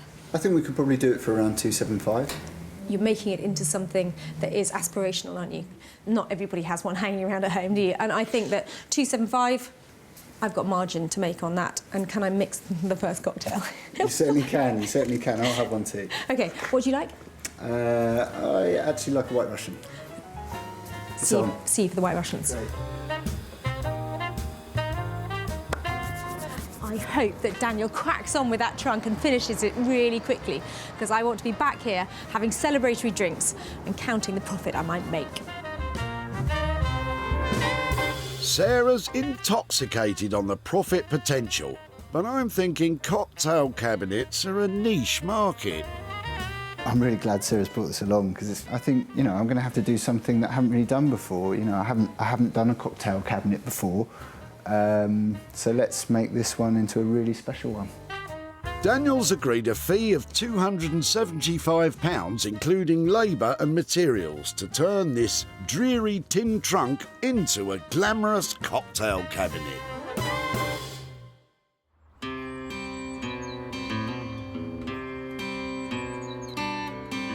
Sarah's dropped off the telephone chair and the metal chest. Now, at home in Sussex, can she earn a wad of cash from these blocks of wood? They're noisy, aren't they? Look at that little lot. Loads and loads of fun to be had here. There's something really childlike about them, but I'm hoping to elevate them into more of an interiors project, probably making some little houses out of them and using a little bit of driftwood that I found on the beach to make them look old-fashioned. I'm hoping that with a few trimmings, I might be able to make them into really pretty looking things that people want to have around the house and buy. Sarah's plan is to create a collection of ornamental cottages that would look lovely perched on the mantelpiece. She's using leftover sample pots of paint. If you're planning on getting crafty, it's a good idea to start keeping this type of thing. I want them to be quite rough and chunky looking. I'm hoping they might dry a bit more quickly next to the wood burner.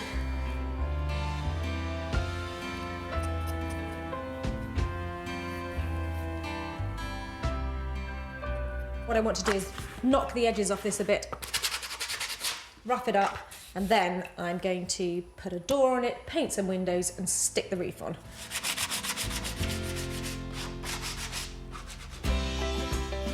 Sarah's using a bit of old slate and a piece of tin she found on a beach for the roofs. If you're going to try something like this, make sure to smooth any raggedy edges that could cut fingers. I think you really do need to find some beaten up pieces like this, because the character and the wear that the sea has created in that piece of metal, you just can't recreate. It's really weird with these things, but when you get it right, you can tell instantly the scale and how it fits. If you get it right, it looks like a crofter's cottage. If you get it wrong, it looks like a dog kennel. Let's hope Sarah's not been barking up the wrong tree with her idea for ornamental cottages. She's only spent £5 on glue and a few nails. Everything else was free.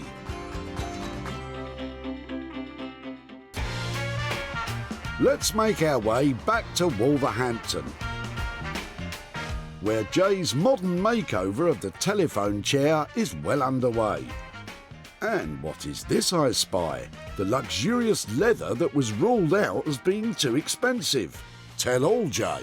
I got some really cheap leather from my local market, which I really love going to. I know everybody goes to these fancy kind of fabric houses, but I go down to the local market and he sells me a bit of leather, get it at a cheap enough price and I can put it onto chairs like this. But I've kept the same kind of colour, so it's similar, and I've added a button.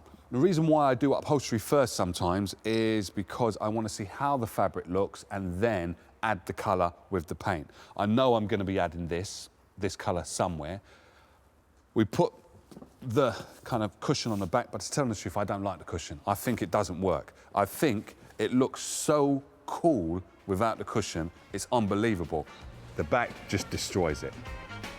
But will Sarah agree to chucking the cushion, especially now it's in luxurious leather? I'm not so sure, Jay. All I've got to do now is just complement it with some paint, and that's just going to look zing. It's going to be like that. Whoosh. Zing? Well, I've no idea what it is, but I like the sound of it.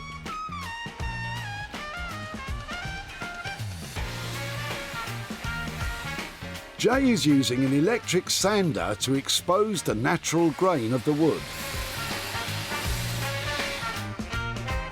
I want these to be a work of art, so I have to put some effort into them, which basically means rubbing down, getting the grain up, but this is going to really look cool when it's finished. As I've said before, zing is what I'm after. The key to a long-lasting paint job is to prepare the wood so it's clean and crisp. Best thing to do when you're painting, I would say, is to put less paint on. It's always best to really put a thin amount, just so you're in control of it and you can actually spread the paint. That's a top tip. I, however, have a tip about your top.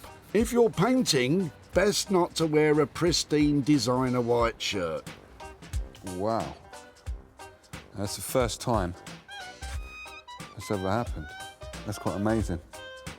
Look at that. I've just got black on my shirt. Shocker. Who'd have thought? Blue leg is to match the button, and to make the button stand out even more by adding another element of blue. And against the 3 black legs, it's just going to look very, what's the word? I'll give you a clue. Begins with a Z. Oh, blimey. I don't even know what the word is. Oh, Jay, come on now. I think we all know. It just gives it that zing. That's the one. But will this zing equal ka-ching when it comes time to sell? And will Sarah agree to chucking the cushion? Back in Walthamstow, North East London, the cocktail cabinet is in full swing. Daniel has brought in his assistant Laura to lend a hand. They've applied a primer coat of paint and are now on the second coat of the finish, a soft cream. It's lighter than we were going to do. We were going to do quite a dark blue, but actually I think because of the size of it, I think that would be quite imposing in the space. So we're going with something quite light, and then as you open it on the inside, you're going to have this glamour of the kind of opulent lining that we're going to put inside. Opulent, eh? That sounds exciting. How exactly will that be achieved? This is the wallpaper that we're going to use. This is our hand screen printed onyx skyline design in gold and black. I think it's going to look quite nice. How's it going? Yeah, it's good. I'm just thinking in terms of the hinges, how you want the wallpaper to sit inside. Oh yeah, I see what you mean. Actually, we probably don't need them, do we? Because the hinges are there to kind of keep the lid open when it's the trunk is the sort of normal way up. So maybe we should take them out somehow. I think it might be time to break out the power tools.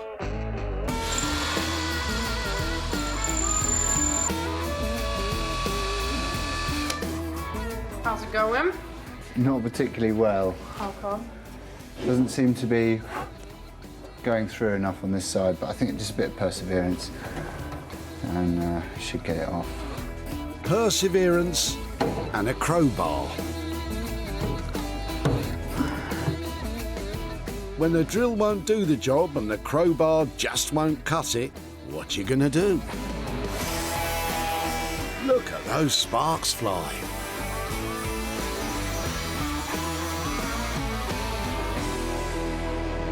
Got it. It's pretty tough to grind through. That's probably why it's lasted so long.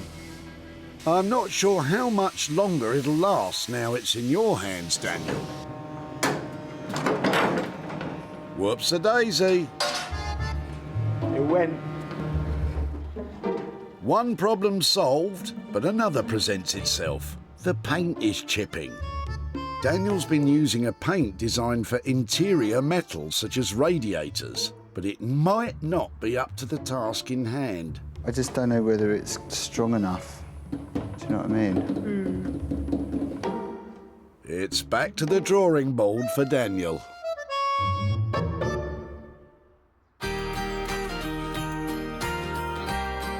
Back at Sarah's home in Sussex, her cottage industry producing ornamental cottages is a hive of activity.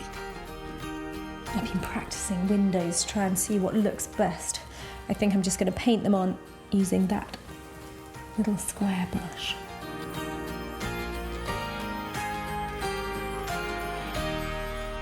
I think that's nearly enough detail. There, we're definitely getting there, we're definitely getting there. These odds and ends were saved from the skip before Sarah set to work transforming them.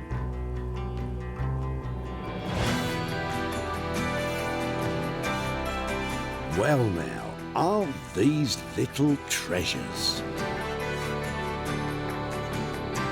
Sarah's eye for detail, the little pieces of tin used as dormer windows, the nail fence has made these old blocks simply stunning.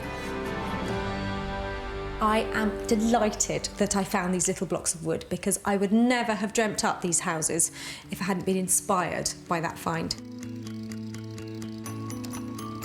Sarah first discovered the cast-aside cut-offs in the back of Nadim's boot. Oh, just before you throw those away, what were these for? Just make some drawers at home. Any ideas what I might make out of some wood blocks? Probably, I think you can make some kind of box or something, or maybe a pet home or something, you know? Probably, yeah.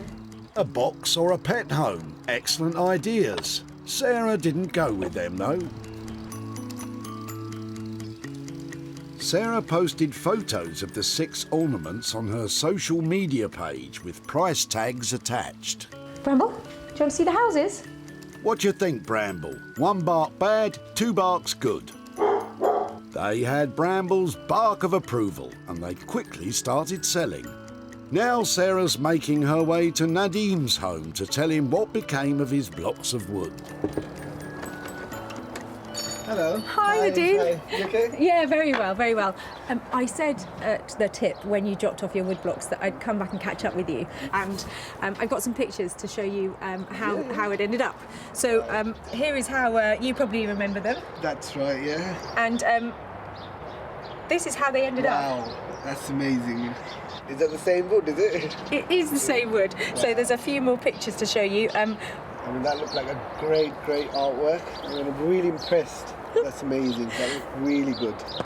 Well, I'm really pleased. I'm pleased that you like them, and it turns out that other people like them as well because I sold all of them. Wow. And I've actually got some profit to share with you. Okay. I have got £180 for you. Seriously?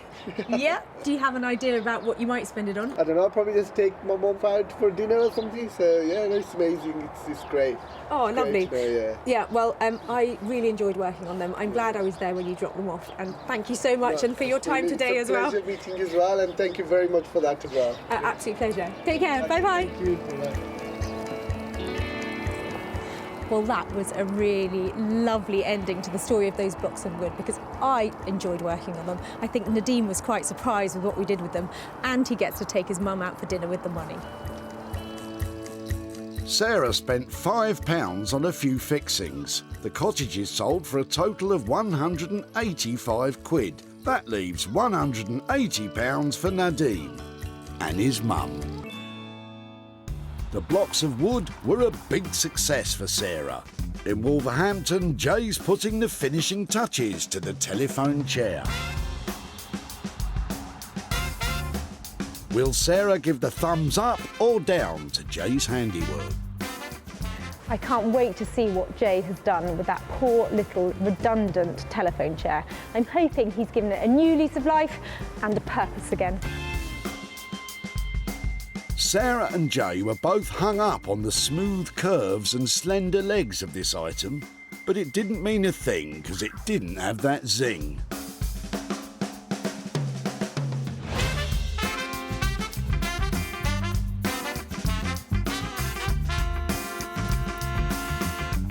The two-tone colour palette and simple but eye-catching addition of the blue button make it modern and stylish.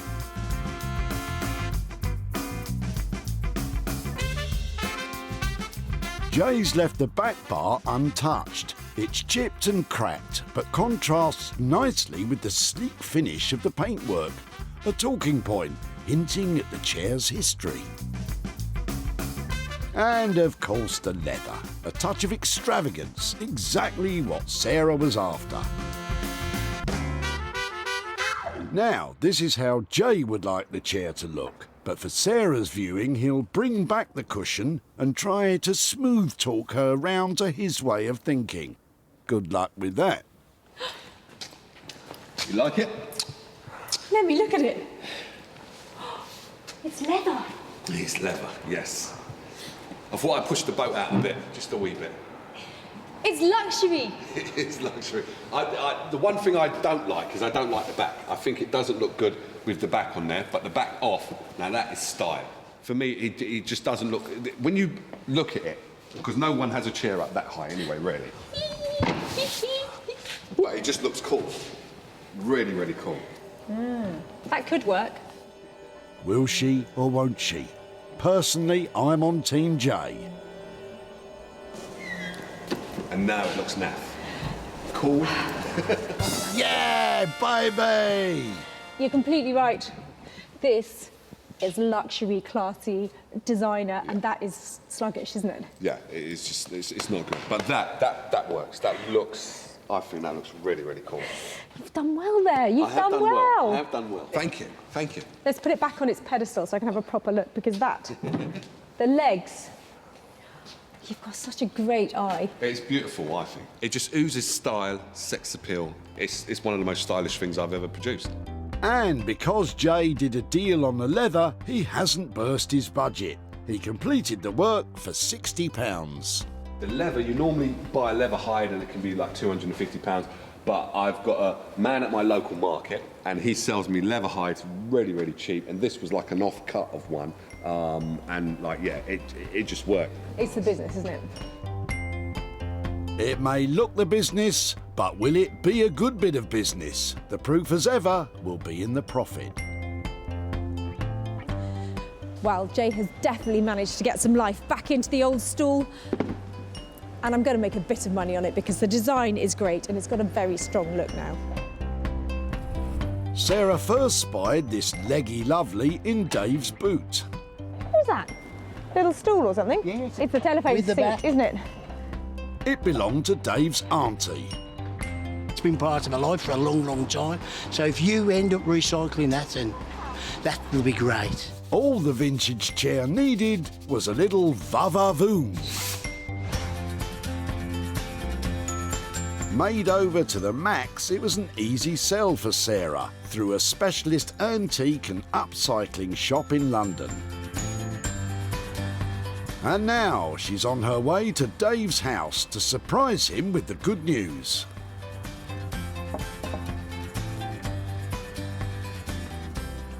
Hello, Sarah. Nice to meet you again. And How are you? I'm really well, David. How are things? Smashing, yeah, smashing. Lovely. Well, I said after our brief encounter at the tip that I'd be back in touch about your chair.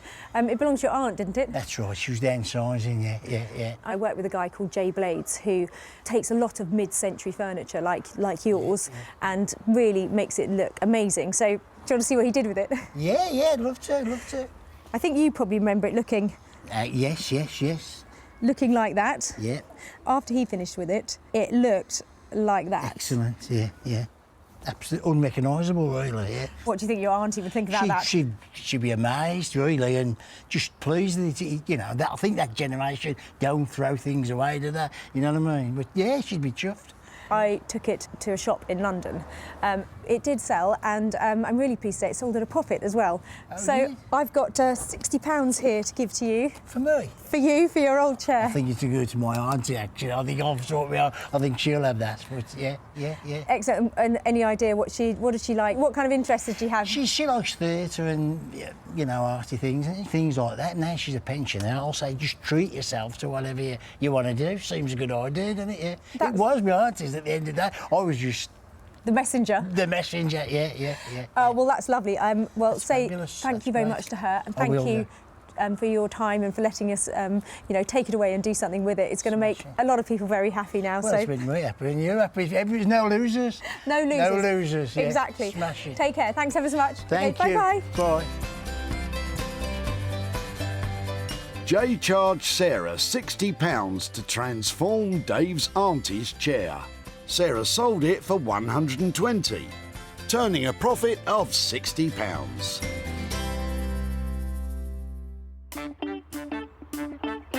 That's 2 success stories. The pressure is on Daniel and his cocktail cabinet. I hope he's fixed that paint problem. Sarah's made her way to Walthamstow in London to check it out. So I'm expecting the rusty tin trunk that I dropped off to be transformed into something fabulous with the work of Daniel Heath. He mentioned cocktails. I'm well up for that. Hold on, you mentioned the cocktails. Will she be toasting Daniel's success or drowning her sorrows?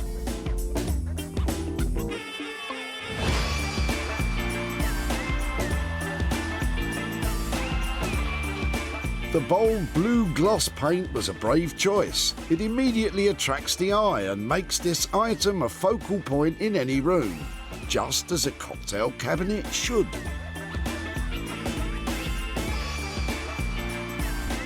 Daniel's Art Deco wallpaper is a little bit lush, and all in all, I think this will add the wow factor to any interior. I'm impressed. But what about the boss? So you're pleased with how it's gone? Yeah, brace yourself, brace yourself. Okay, here we go.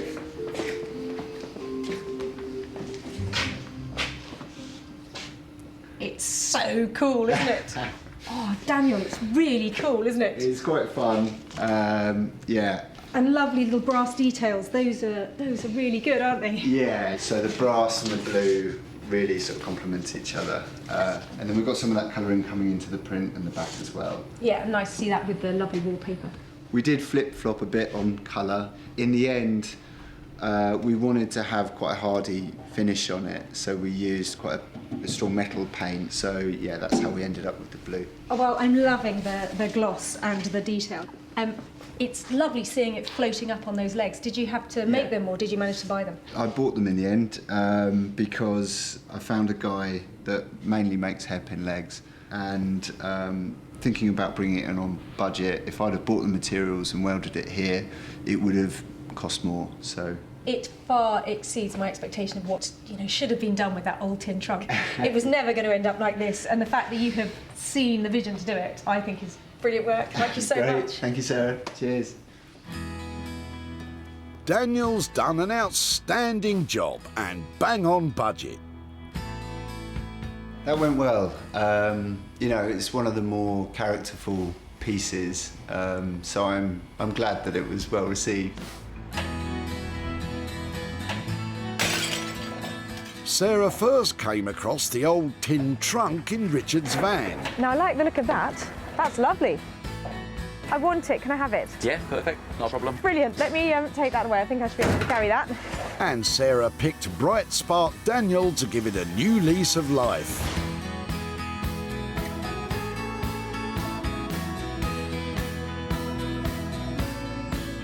The cocktail cabinet was snapped up by Nick Smith, who sells to clients all over the world from his online vintage and retro shop. Now she's visiting Richard to show him how she transformed that old tin trunk. Hi, Richard. Hi, Sarah. How are you doing? Very good, thank you. I said when we met at the tip that I'd like to come and catch up with you about your old trunk, Yeah. so I'm here. Have you thought about what we might have done with it? Not a clue. I mean, there's some paint marks on it that probably need cleaning off, but not a clue what they would have done with it, to be honest. We were just looking to get rid of it. We thought it was an old trunk and no one would want it. It turns out your trunk was a very lucky trunk because I work with a designer called Daniel Heath, who is the most amazing surface pattern designer. Do you want to see what he did? I'd love to, yes. OK, so I think you probably remember it looking more like this. Yeah. And this is Daniel with his finished piece. What do you reckon? Brilliant. Wow. Can you imagine that your trunk would ever have ended up looking like that? I would never thought it would look like that. I mean, he's done a brilliant job on it. So I showed it to a dealer that I work with, and he came along and snapped it up. It's a great thing, and actually managed to make some profit for you. Oh, brilliant. So I have got £125 here for you. Wow, that's great. For your old trunk. I never expected to get any money for it. £125 profit. What would you do with that? Excellent. We were going away in the summer, so we'll probably put it towards that to have a nice time with the children. Oh, well, I think that's a great thing to do with it. And thank you so much for taking the time at the tip and today.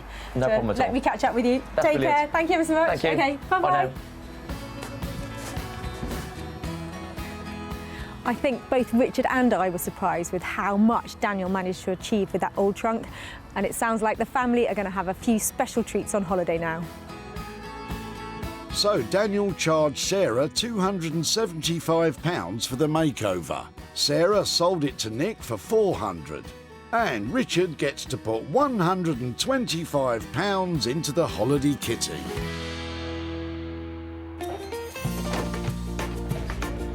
Sarah upcycled 3 unwanted items. They proved to be a good bit of business and good for the environment.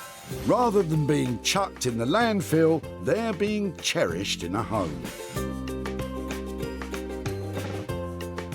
Well, they were 3 brilliant transformations from tip bound to top end, with money for nothing made along the way.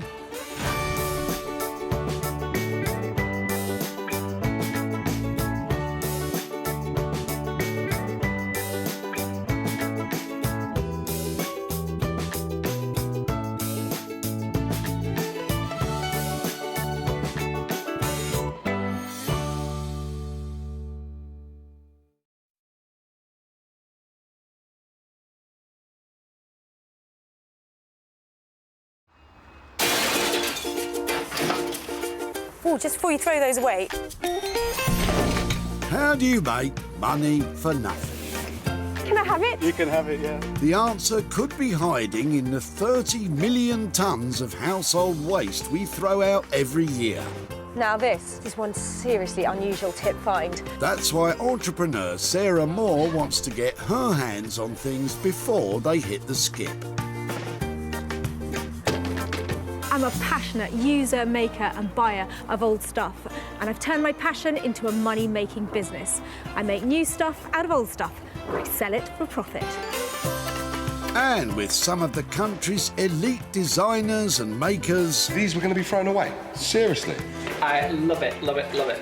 She can transform her finds into desirable... It looks brand new. Valuable... You are joking. And hopefully saleable items. That is a triumph! If Sarah is successful, then she can hand the profits back to the very people who had no idea there was cash to be made from their trash. That is amazing.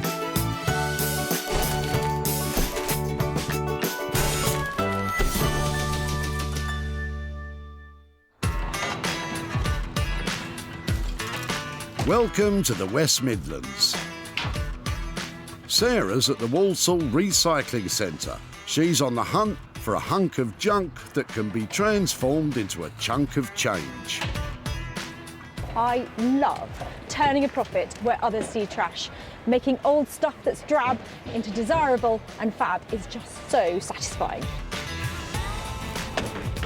Sarah's been given special permission by the recycling centre to rummage about today. Come on, Walsall, let's see what you've got.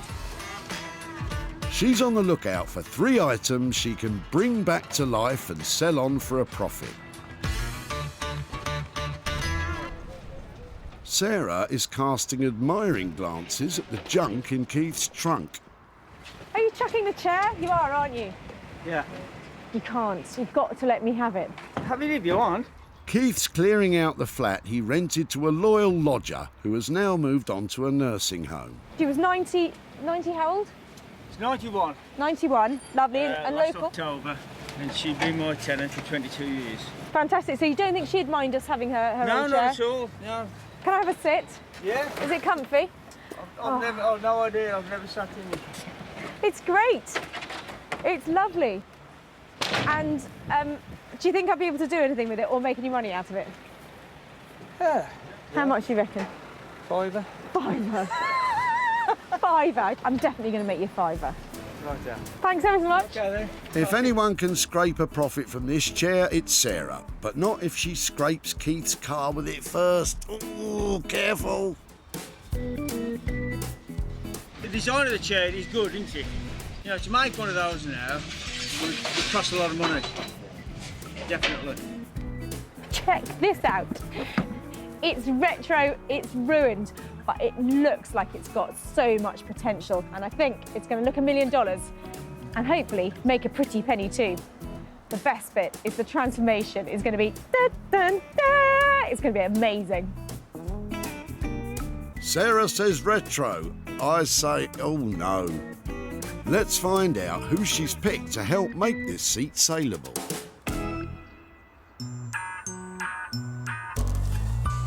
Welcome to Anthony Devine's world. Anthony's unique and quirky upholstery has earned him the reputation as one of the most imaginative craftspeople around. Anthony can upholster almost anything, but he does love a good chair. Some chairs you just know that this is the one, and you just know you're onto a winner.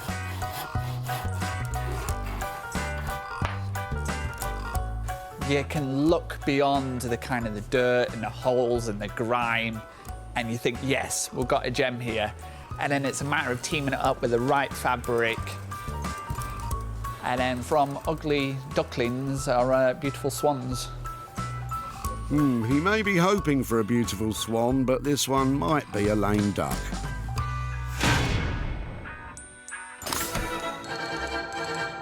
One item down, 2 to go, and Sarah's loving every second. Time flies when you're having fun. Bringing new life to cast aside odds and ends is Sarah's passion, but she also loves selling it on for a tidy sum. Can she surprise Brian by turning his clutter into cash? Oh no, I like the look of your rubbish. What's that? What's that before you throw it away? It was oil. An oil tin, but... Oh, it's all solid in there, is it? Retired engineer Brian's getting rid of all the old bits and bobs from his garage. Oh, I quite like that. Okay, and then what are these bits? Are they... I love these. Oh, I love them too. But what is it? A heater? A light? I think it's a heater. It's these bits I'm wondering if I could do anything. These and that... These don't go together, do they? Ah, rusty metal shelving. That's more like it. I think I'd quite like to take these bits and these bits and see if there's anything I can do with them. On top of the rusty shelves, Sarah's also nabbed some rusty metal poles. So I think we might leave the other bits, but just take this lovely rusty little bundle here and see if I can do something with that. And I'll help you put the rest in the recycling. Oh, hold on. How can you chuck the thingy-me-bob? We love that. Oof, mind me lug holes. So, Brian, do you have any ideas what Sarah's going to do with all that? Well, throw in the scrapping. Well, ask a stupid question. They all think I'm bonkers. And they're probably right. What do you mean, probably? Let's find out who Sarah's lined up to rejuvenate this rusty old rubbish. Artist blacksmith Beck Simon is an expert in manipulating metal into high-end furniture and bespoke metalwork commissions. Blacksmithing as a craft, you know, it hasn't really changed over the hundreds and hundreds of years it's been around. We still use fire as a tool. We've got an anvil and a hammer. There's something very sort of medieval about it. Together with husband Dave, this formidable team has the skill and imagination to create something special from any old iron. My passion for the craft is trying to use it in a very contemporary way, still keep it alive and involve it as much as I can with any job that we do. Yeah, you're a passionate woman for sure, Bex, but I'd like to see you get excited about this pile of junk.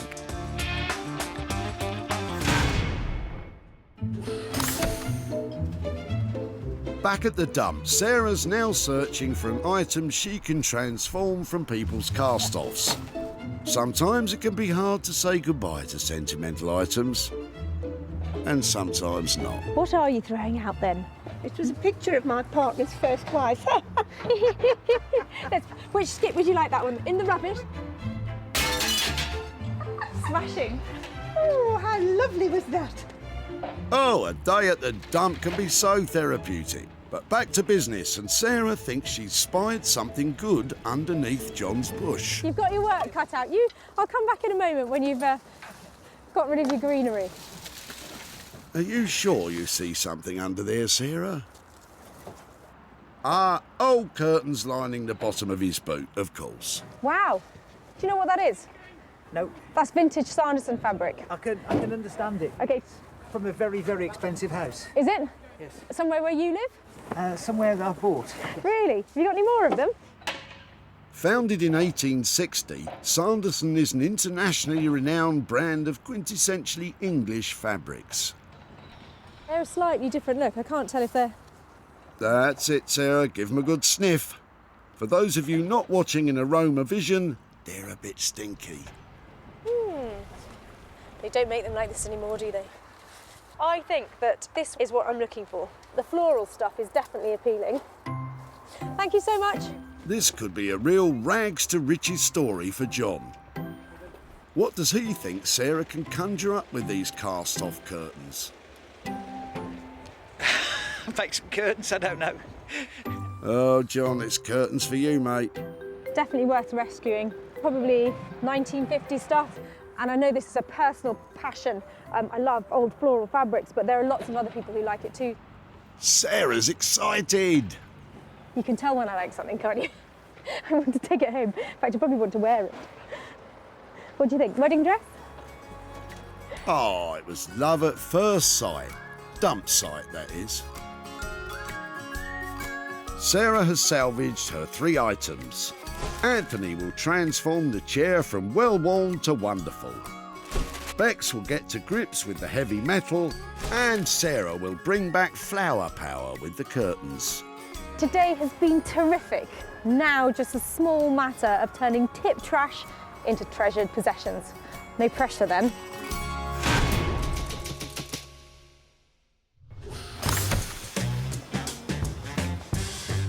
For Sarah's first stop, she's travelled north to Manchester to unload the old brown chair on furniture restorer Anthony Devine. When Sarah and Anthony have worked together in the past, Dave, well, let's just say they haven't always seen eye to eye. But this time I want no fighting, OK, children? Or there'll be no upholstery for anyone, all right? So anybody who knows me knows that I like to be kind of in control of what I do. What I'm not particularly comfortable with is when people turn up and they already have what they want to do cemented in their kind of the mind. So when Sarah turns up, it's always a little bit tricky that she has one idea and I have the other, and somehow we've got to kind of merge them together. So yeah, it's going to be an interesting one today. Devine, are you in there? I've got a bad feeling about this one already. Right, Sarah, if you just keep your opinions to yourself, don't be too pushy, you'll get on just fine. I have had a few ideas about it. Oh, here we go. I actually love the wood and the fabric together, so I think it would be good to enhance this. We've got to get this kind of colour off and put a rich colour and show that actual wood. So we'll do something with the wood, and then that'll really work nice with the fabric. Okay, so I thought... Oh no, she's had it again. Maybe kind of grass green coloured. Spring green or summer green, are we talking? Oh, I think that kind of moss you find under a bush. Summer pasture. Yeah. Do you think that? Do you think that would work? Hurrah! A miracle! They've agreed. And maybe some flowers in the pasture. You know, something bright as the button. You had me to that point. I don't look too far down the line in trying to pinpoint everything out of what we're going to do, because I think things will take its kind of natural form, and then from there it'll almost be obvious of what we do. I'm thinking of the nightmares that went before. Let's just keep it simple. Just keep it simple. So heaps of potential. I'm going to do the professional. It's going to cost you. So how much? And I'm just not hearing the money. We're probably around the 475 mark. Okay, if you do it for 450. Oh, she's giving him the look. Don't be afraid of her, Anthony. Stay strong. I'm going to leave before you change your mind. Thank you very much. works every time.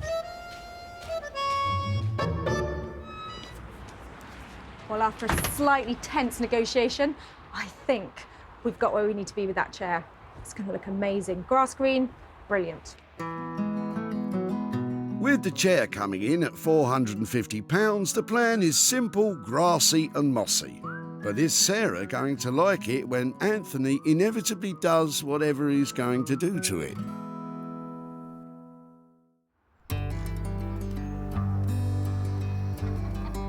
From the north down to the south and the tranquil Surrey countryside, Sarah's brought along the rusty shelves to husband and wife, Bex and Dave. Health and safety, dear. Right, those can go on there. Let's hope they can make something marvellous from them, although they look more at home in the garden. Sarah does seem to find the most unusual things, but I do actually like that because she has some really good ideas, and together with her ideas and us sort of fiddling around in the workshop, we do manage to make some all right things. And if the shelves weren't enough, some rusty bars complete the set. Lucky them. Bex, Dave. No, I was just saying that I don't get embarrassed when I bring you piles of rusty stuff, and then I walk in here and I feel really embarrassed. Oh, come and see my rusty stuff. We got... Oh, look, shelves.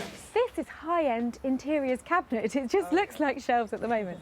I thought what we could do is make a frame out of that and some sort of finishing out of this to make a lovely cabinet. Oh dear, I'm not sure I like that. Don't get all excited at once. Why don't you draw down? So we can... a bit in. I've got a feeling they're not totally convinced. Is this where Dave normally stands? Yeah. Well, they don't call him Buns of Steel for nothing, you know. Maybe the front of the cabinet could be made up of a couple of the panels, and maybe just one panel deep, and then lovely legs, Bex's lovely legs. So how does that sound? Is that, you know, can you imagine that? I can see it. Yeah. I think just for finishing, I think, you know, if we're painting over that, it's going to look like a really nice paint job on a battered piece of furniture. What do you use to clean them up? What will you go for? Well, we're just going to give it a quick wild brush and see if we go. If we put some... I love this. Right, girls with power tools. Here we go, Bex. We can do this. Bex is giving the metal a quick test rub with the metal sander to see if anything still shines beneath all that rust. I love that. Really? If this comes out to be this beautiful cabinet, realistically, what kind of price do you think it's going to take to get this with that high-end luxury feeling to it? If we could stretch it to, say, 700-800. Okay. Which would be... I'll go 750. 750, yeah. Fab. It's a done deal. Everybody happy? Dave, what's that worried face for? My concerns are, it looks like a bunch of workshop shelves that welded together in a kind of, and it's rattling, flimsy and yeah, just... but we'll make it look good. Jazzy shelves. It's a fairly steep £750 to transform the shelves. I tell you, they're going to have to turn out pretty jazzy for someone to pay more than that for them.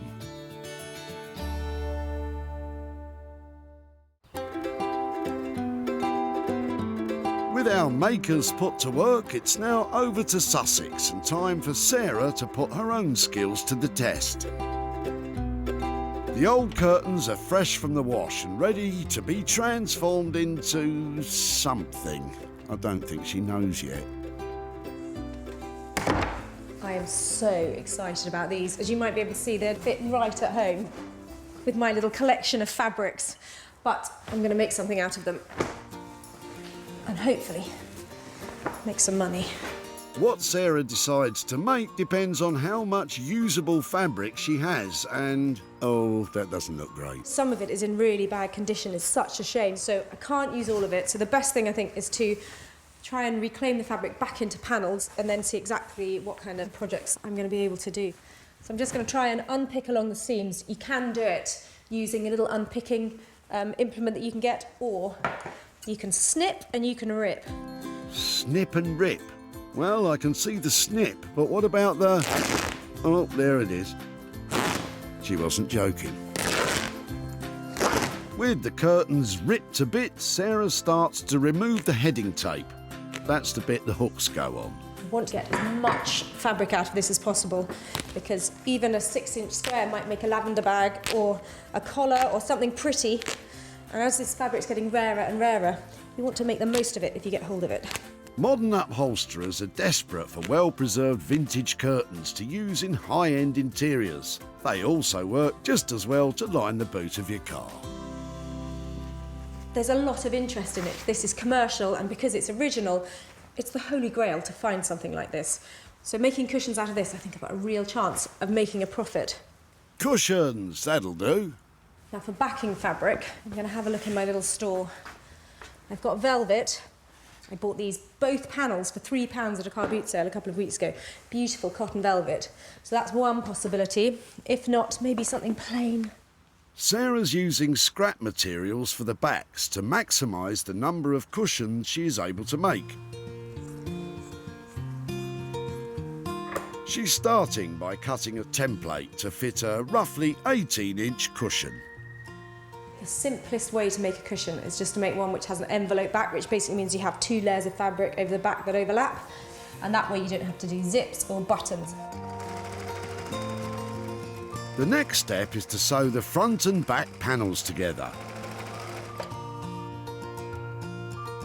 And after it gets stuffed, it's done. Well, one of them. That's come a very long way from being used as a rag to protect the boot of somebody's car. Sarah already had the cushion fillers, so has spent just £10 on the backing fabric. But how many cushions will she be able to rustle up? The more she completes, the more profit she can make. As Sarah cracks on, it's time to head to Manchester, where upholsterer Anthony is working some magic on the old drab chair. We hope. Ta-da! Nope, still old and drab. Take the back off. Anthony is used to working with old furniture, but it's getting harder and harder to come by. I mean, you like to see your Parker Knowles, your Urquharts and stuff like that. I mean, 10 years ago we were chucking them out for fun, and now, well, now we're taking them out to skips. And just as well. Anthony starts by removing the 1950s fabric. He wants to completely strip the chair to its bare bones. But it takes a lot of elbow grease to get out all those original tacks. That's it, Anthony. Hit it. All I can hear in the back of my head is, you know, the guy doing the voiceover. It's it, Anthony. It's it. Oi, this is weird. Better watch what I say.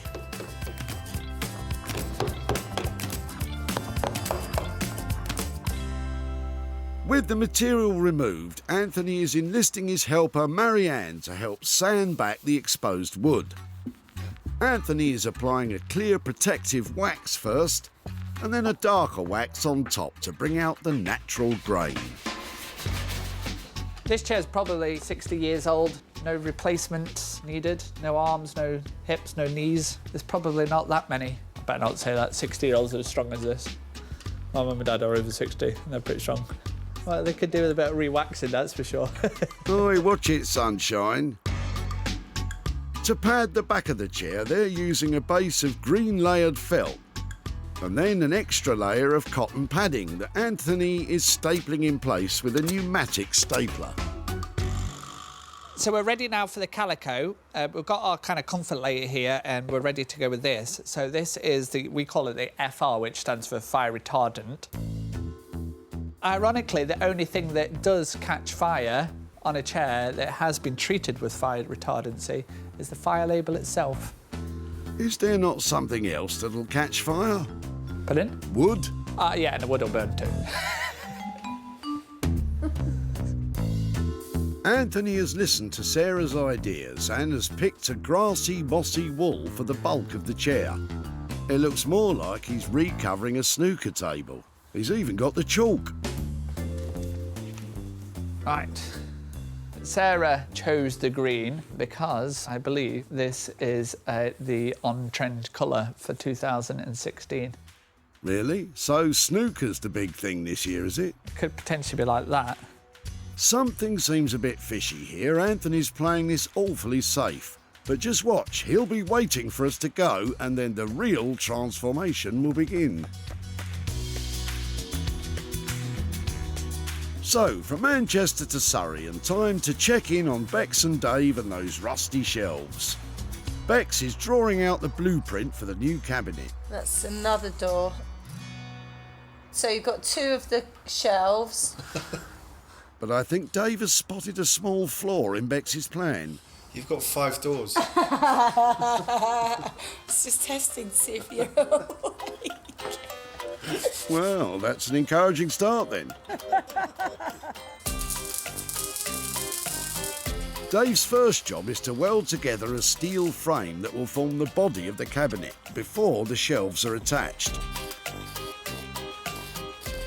Dave was having a little trouble picturing this as a high-end interiors piece, so Bex has been coming up with ideas to bling it up a bit.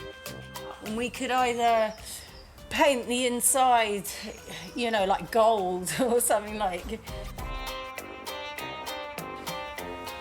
Or not. I think it's back to the drawing board. As Dave assembles the base, Bex starts to make the legs out of the steel bars Sarah salvaged along with the shelves. Bex is cutting them to size with an electric saw. Positive thinking, positive thinking. But... Houston, we have a problem. Look. one of the legs has ended up a little shorter than the others. You'll have to cut them again. Okay. With time getting on, Workhorse Dave helps cut the legs down to size, while Bex still has the tough job of trying to design the cabinet. And she's just had an idea that might just make it saleable.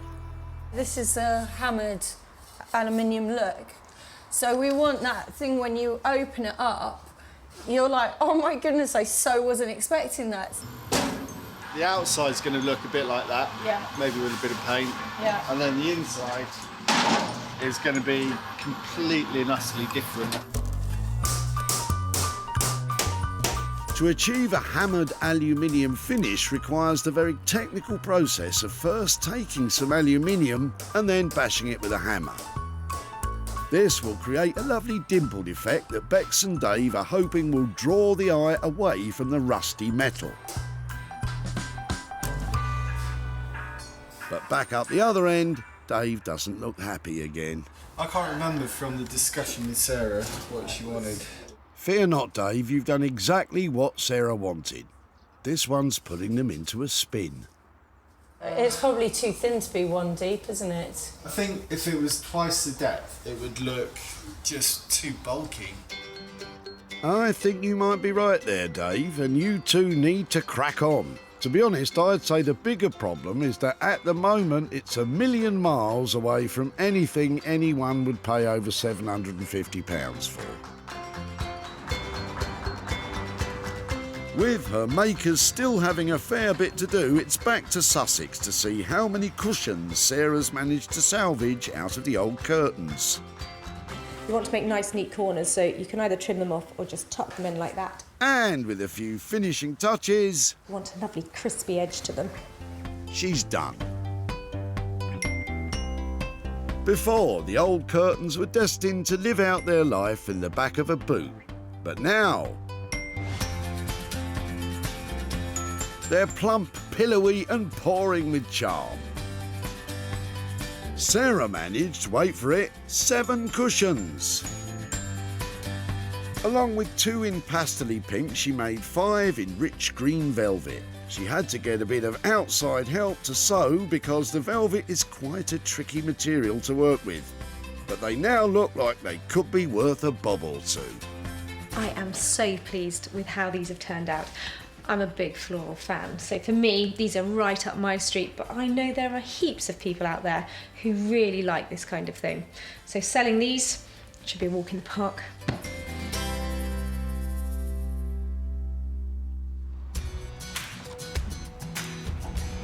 Before Sarah first laid eyes on the fabric, You've got your work cut out. she had to rustle through John's bush.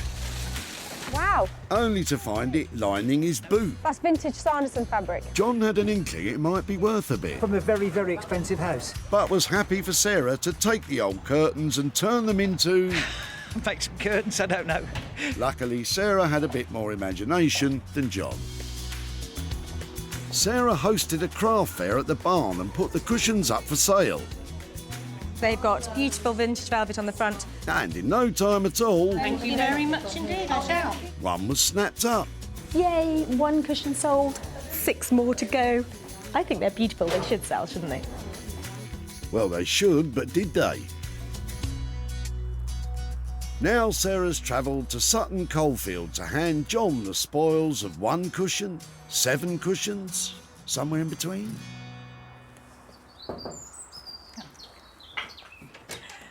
Hi, John. Hello, Sarah. Nice to see you again. How are you? Yeah, I'm very well, I'm very well. So when I saw you, you had got some material and a lot of bushes on top of it. Talk me through Yes. what was going on there. Yeah, I cut some bushes down and I didn't want to wreck the car, so I'd lined the car with an old pair of curtains. Now, I might have read you wrong, but from the fact that you're using them as a dust sheet, I'm thinking that big flowery curtains weren't your cup of tea. Not necessarily, no. They'd come from an old house in Walsall. Did you think, after I left, what we might do with them? Other than more curtains or cushion covers or something like that, but I don't really more than It was cushion covers, and it was a project that I worked on myself. So that's your fabric, and this is how they ended up. Didn't they clean up well? They did, and so I made some cushions out of them. Wow, just from that one curtain? Yep.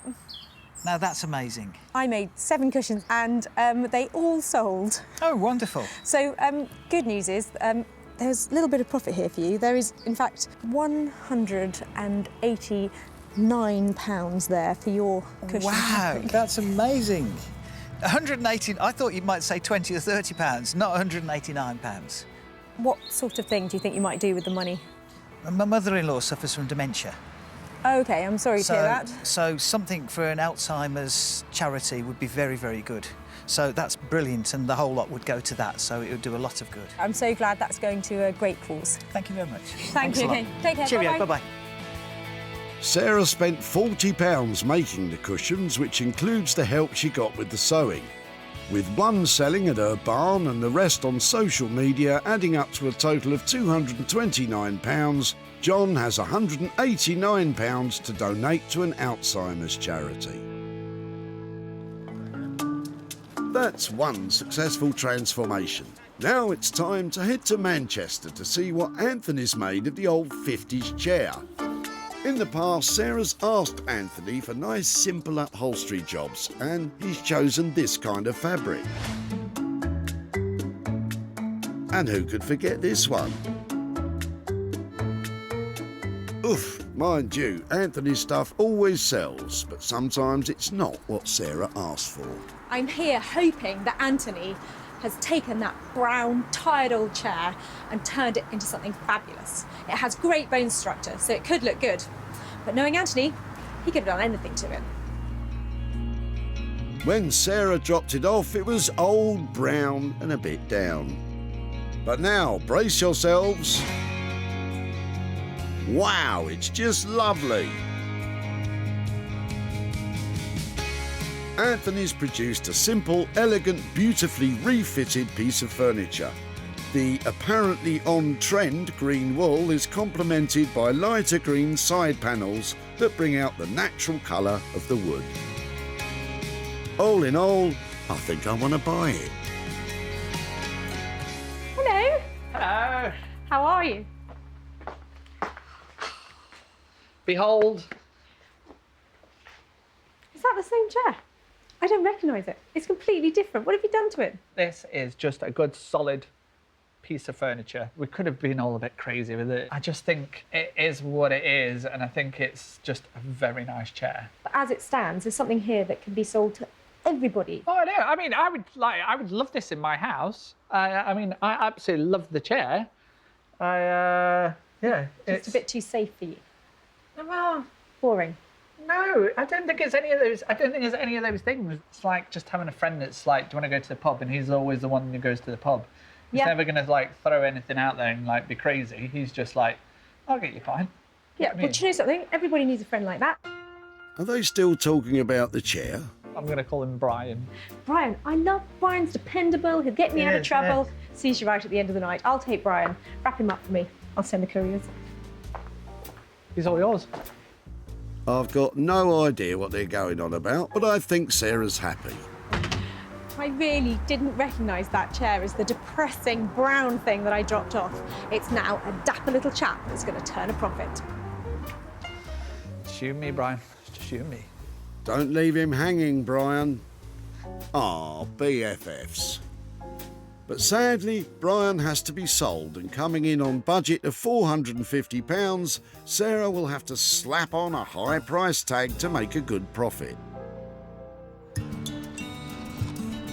Well, before Brian was Brian, it was just Keith's old chair.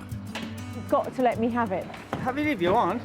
Lovingly cared for by his lodger for decades. 91. 91. She's been my tenant for 22 years. Keith knew it was a quality You know, piece, to make one of those now would cost a lot of money. but was sceptical of any cash value. How much do you reckon? £5. £5. The challenge was on to make Keith more than a £5. Sarah invited round Nick from Smithers of Stamford to see if he fancied it for his online shop. So do you think it would ship out of your website? Yeah, I can ship it to the States. Really? Are they liking this kind of thing? Yeah, definitely. In America, yeah. Confident it would find a new home abroad, Nick bought it. Yeah? That's great news. Sarah's travelled to Aldridge in the West Midlands to show Keith what was done to his chair and hopefully hand over more than a £5. Keith?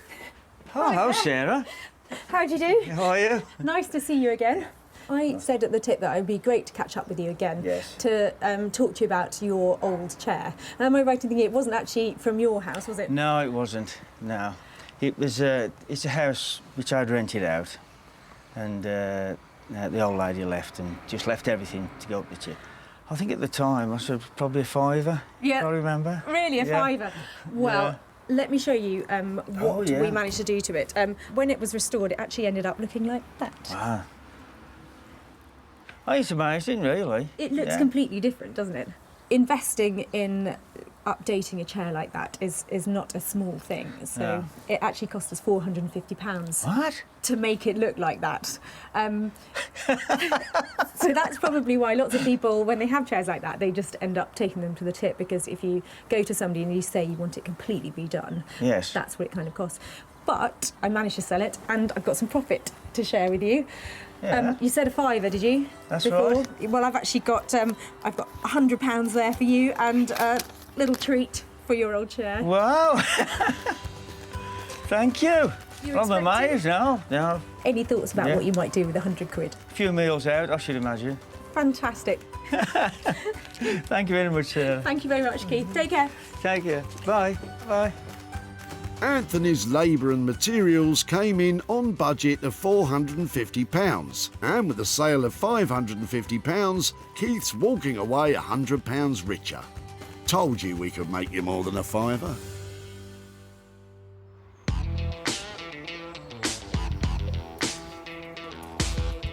And so to Surrey, and it's the moment of truth for Bex and Dave.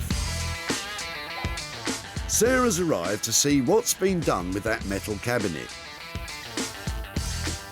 When we left them, they were struggling to add a bit of glamour to the rusty shelves. But from the looks on their cheeky faces, I think they've been busy. We just really went to town on this one because it's so big. It needed something more, didn't it? And so, yeah, the inside is quite exciting. Yeah, I think we can be proud of this one. Look at that cheeky face. Right, let's find out what you've been up to. Before, it was just a bunch of rusty bits and bobs. But now...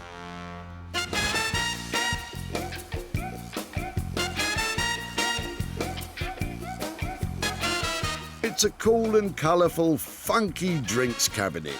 The Art Deco geometric design on the front really adds a bit of pizzazz to the cabinet doors. But wait till you see what's inside. Bex and Dave ditched the hammered aluminium look and instead lined the inside with a tufted metal effect. For a real bit of bling, they've added a suspended glass shelf and mirrored bottom. It's certainly got the wow factor, but what will Sarah think?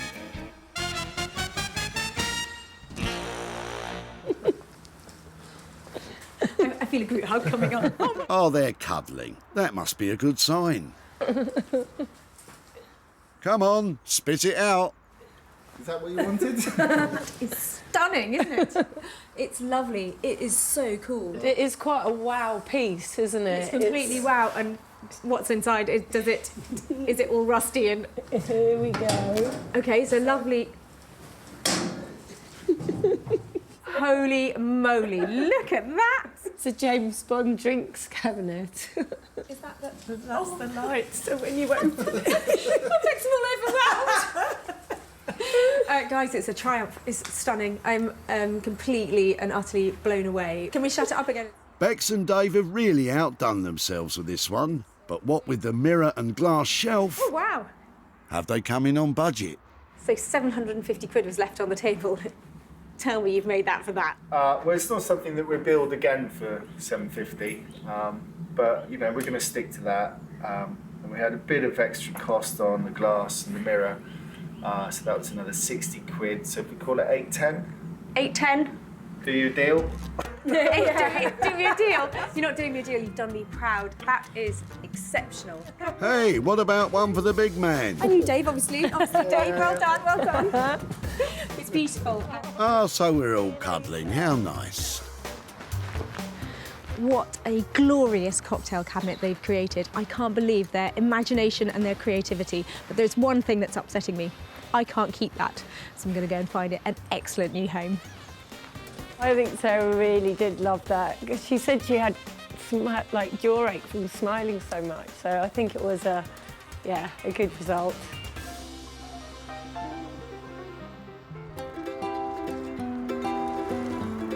Oh no, I like the look of your rubbish. When Sarah pounced on Brian back at the dump, she had to wade through a load of bits and bobs from his garage. Oh, I quite like that. Before she discovered the metal shelving and rusty poles. I think I quite like to take these bits and see if there's anything I can do with them. What was she going to do with them? Well, Brian certainly couldn't imagine. Well, throw in the scrappy. Luckily, Bex and Dave had a few ideas and created a super jazzy, shiny cocktail cabinet. Sarah's travelled to Aldridge near Walsall to update Brian on what became of the bits and bobs from his garage. Hello there. Hi Brian, how are you? Oh, hello. Hello there. Not hello. too bad, thank you. And sorry, we haven't met before. Sarah. Yeah, Jean. Jean. Oh, lovely. Come on out, both of you. Was it here, the garage, where all those shelves came from? That's correct, yeah. I bet you're pleased to see the back of those, weren't you? Definitely, definitely. What did you think we might do with them? Any ideas? I haven't got a clue. I really could not imagine what it would turn out as. I took them to Bex and Dave, who are the most fantastic blacksmiths. Would you like to see what they did with it? Yeah, why not? It's quite a transformation. Your shelves were turned into an enormous cocktail cabinet. Oh my God. Good grief. What do you think? I would never have believed that you could have done something like that. I haven't had a chance to sell it yet. No. So I'd love to be saying I'm handing over money now, but it has only just reached the market. And as soon as I've sold it, I will be back in touch and I will be hopefully bearing good news and some money. But at the moment, it's just gotten up for sale. Well, you know, as regards to the money, that's not the object. I mean, as long as you've made something useful for somebody else to use, that's the main thing. Well, that's a lovely sentiment, and it is genuinely a great piece. Yeah, beautiful. Excellent. Lovely to meet you, and nice to see you again. Thank you ever so much. Sarah, safe journey. I will. Bex and Dave's labour plus all the jazzy extras came in at £810. The cabinet hasn't found a new home quite yet, which means there's a potential loss of £810. But we all have high hopes that it won't be long before Sarah can share some profit with Brian and Jean. So Sarah's managed to make amazing things from all 3 items saved from the dump. The old brown chair transformed into gorgeous green. The rusty shelves became a stylish drinks cabinet. And the old curtains found a new home as 7 luxurious cushions. So that's 3 more things saved that were destined for the dump. And along the way, we met some fantastic people, had lots of fun, made great items and turned a decent profit too.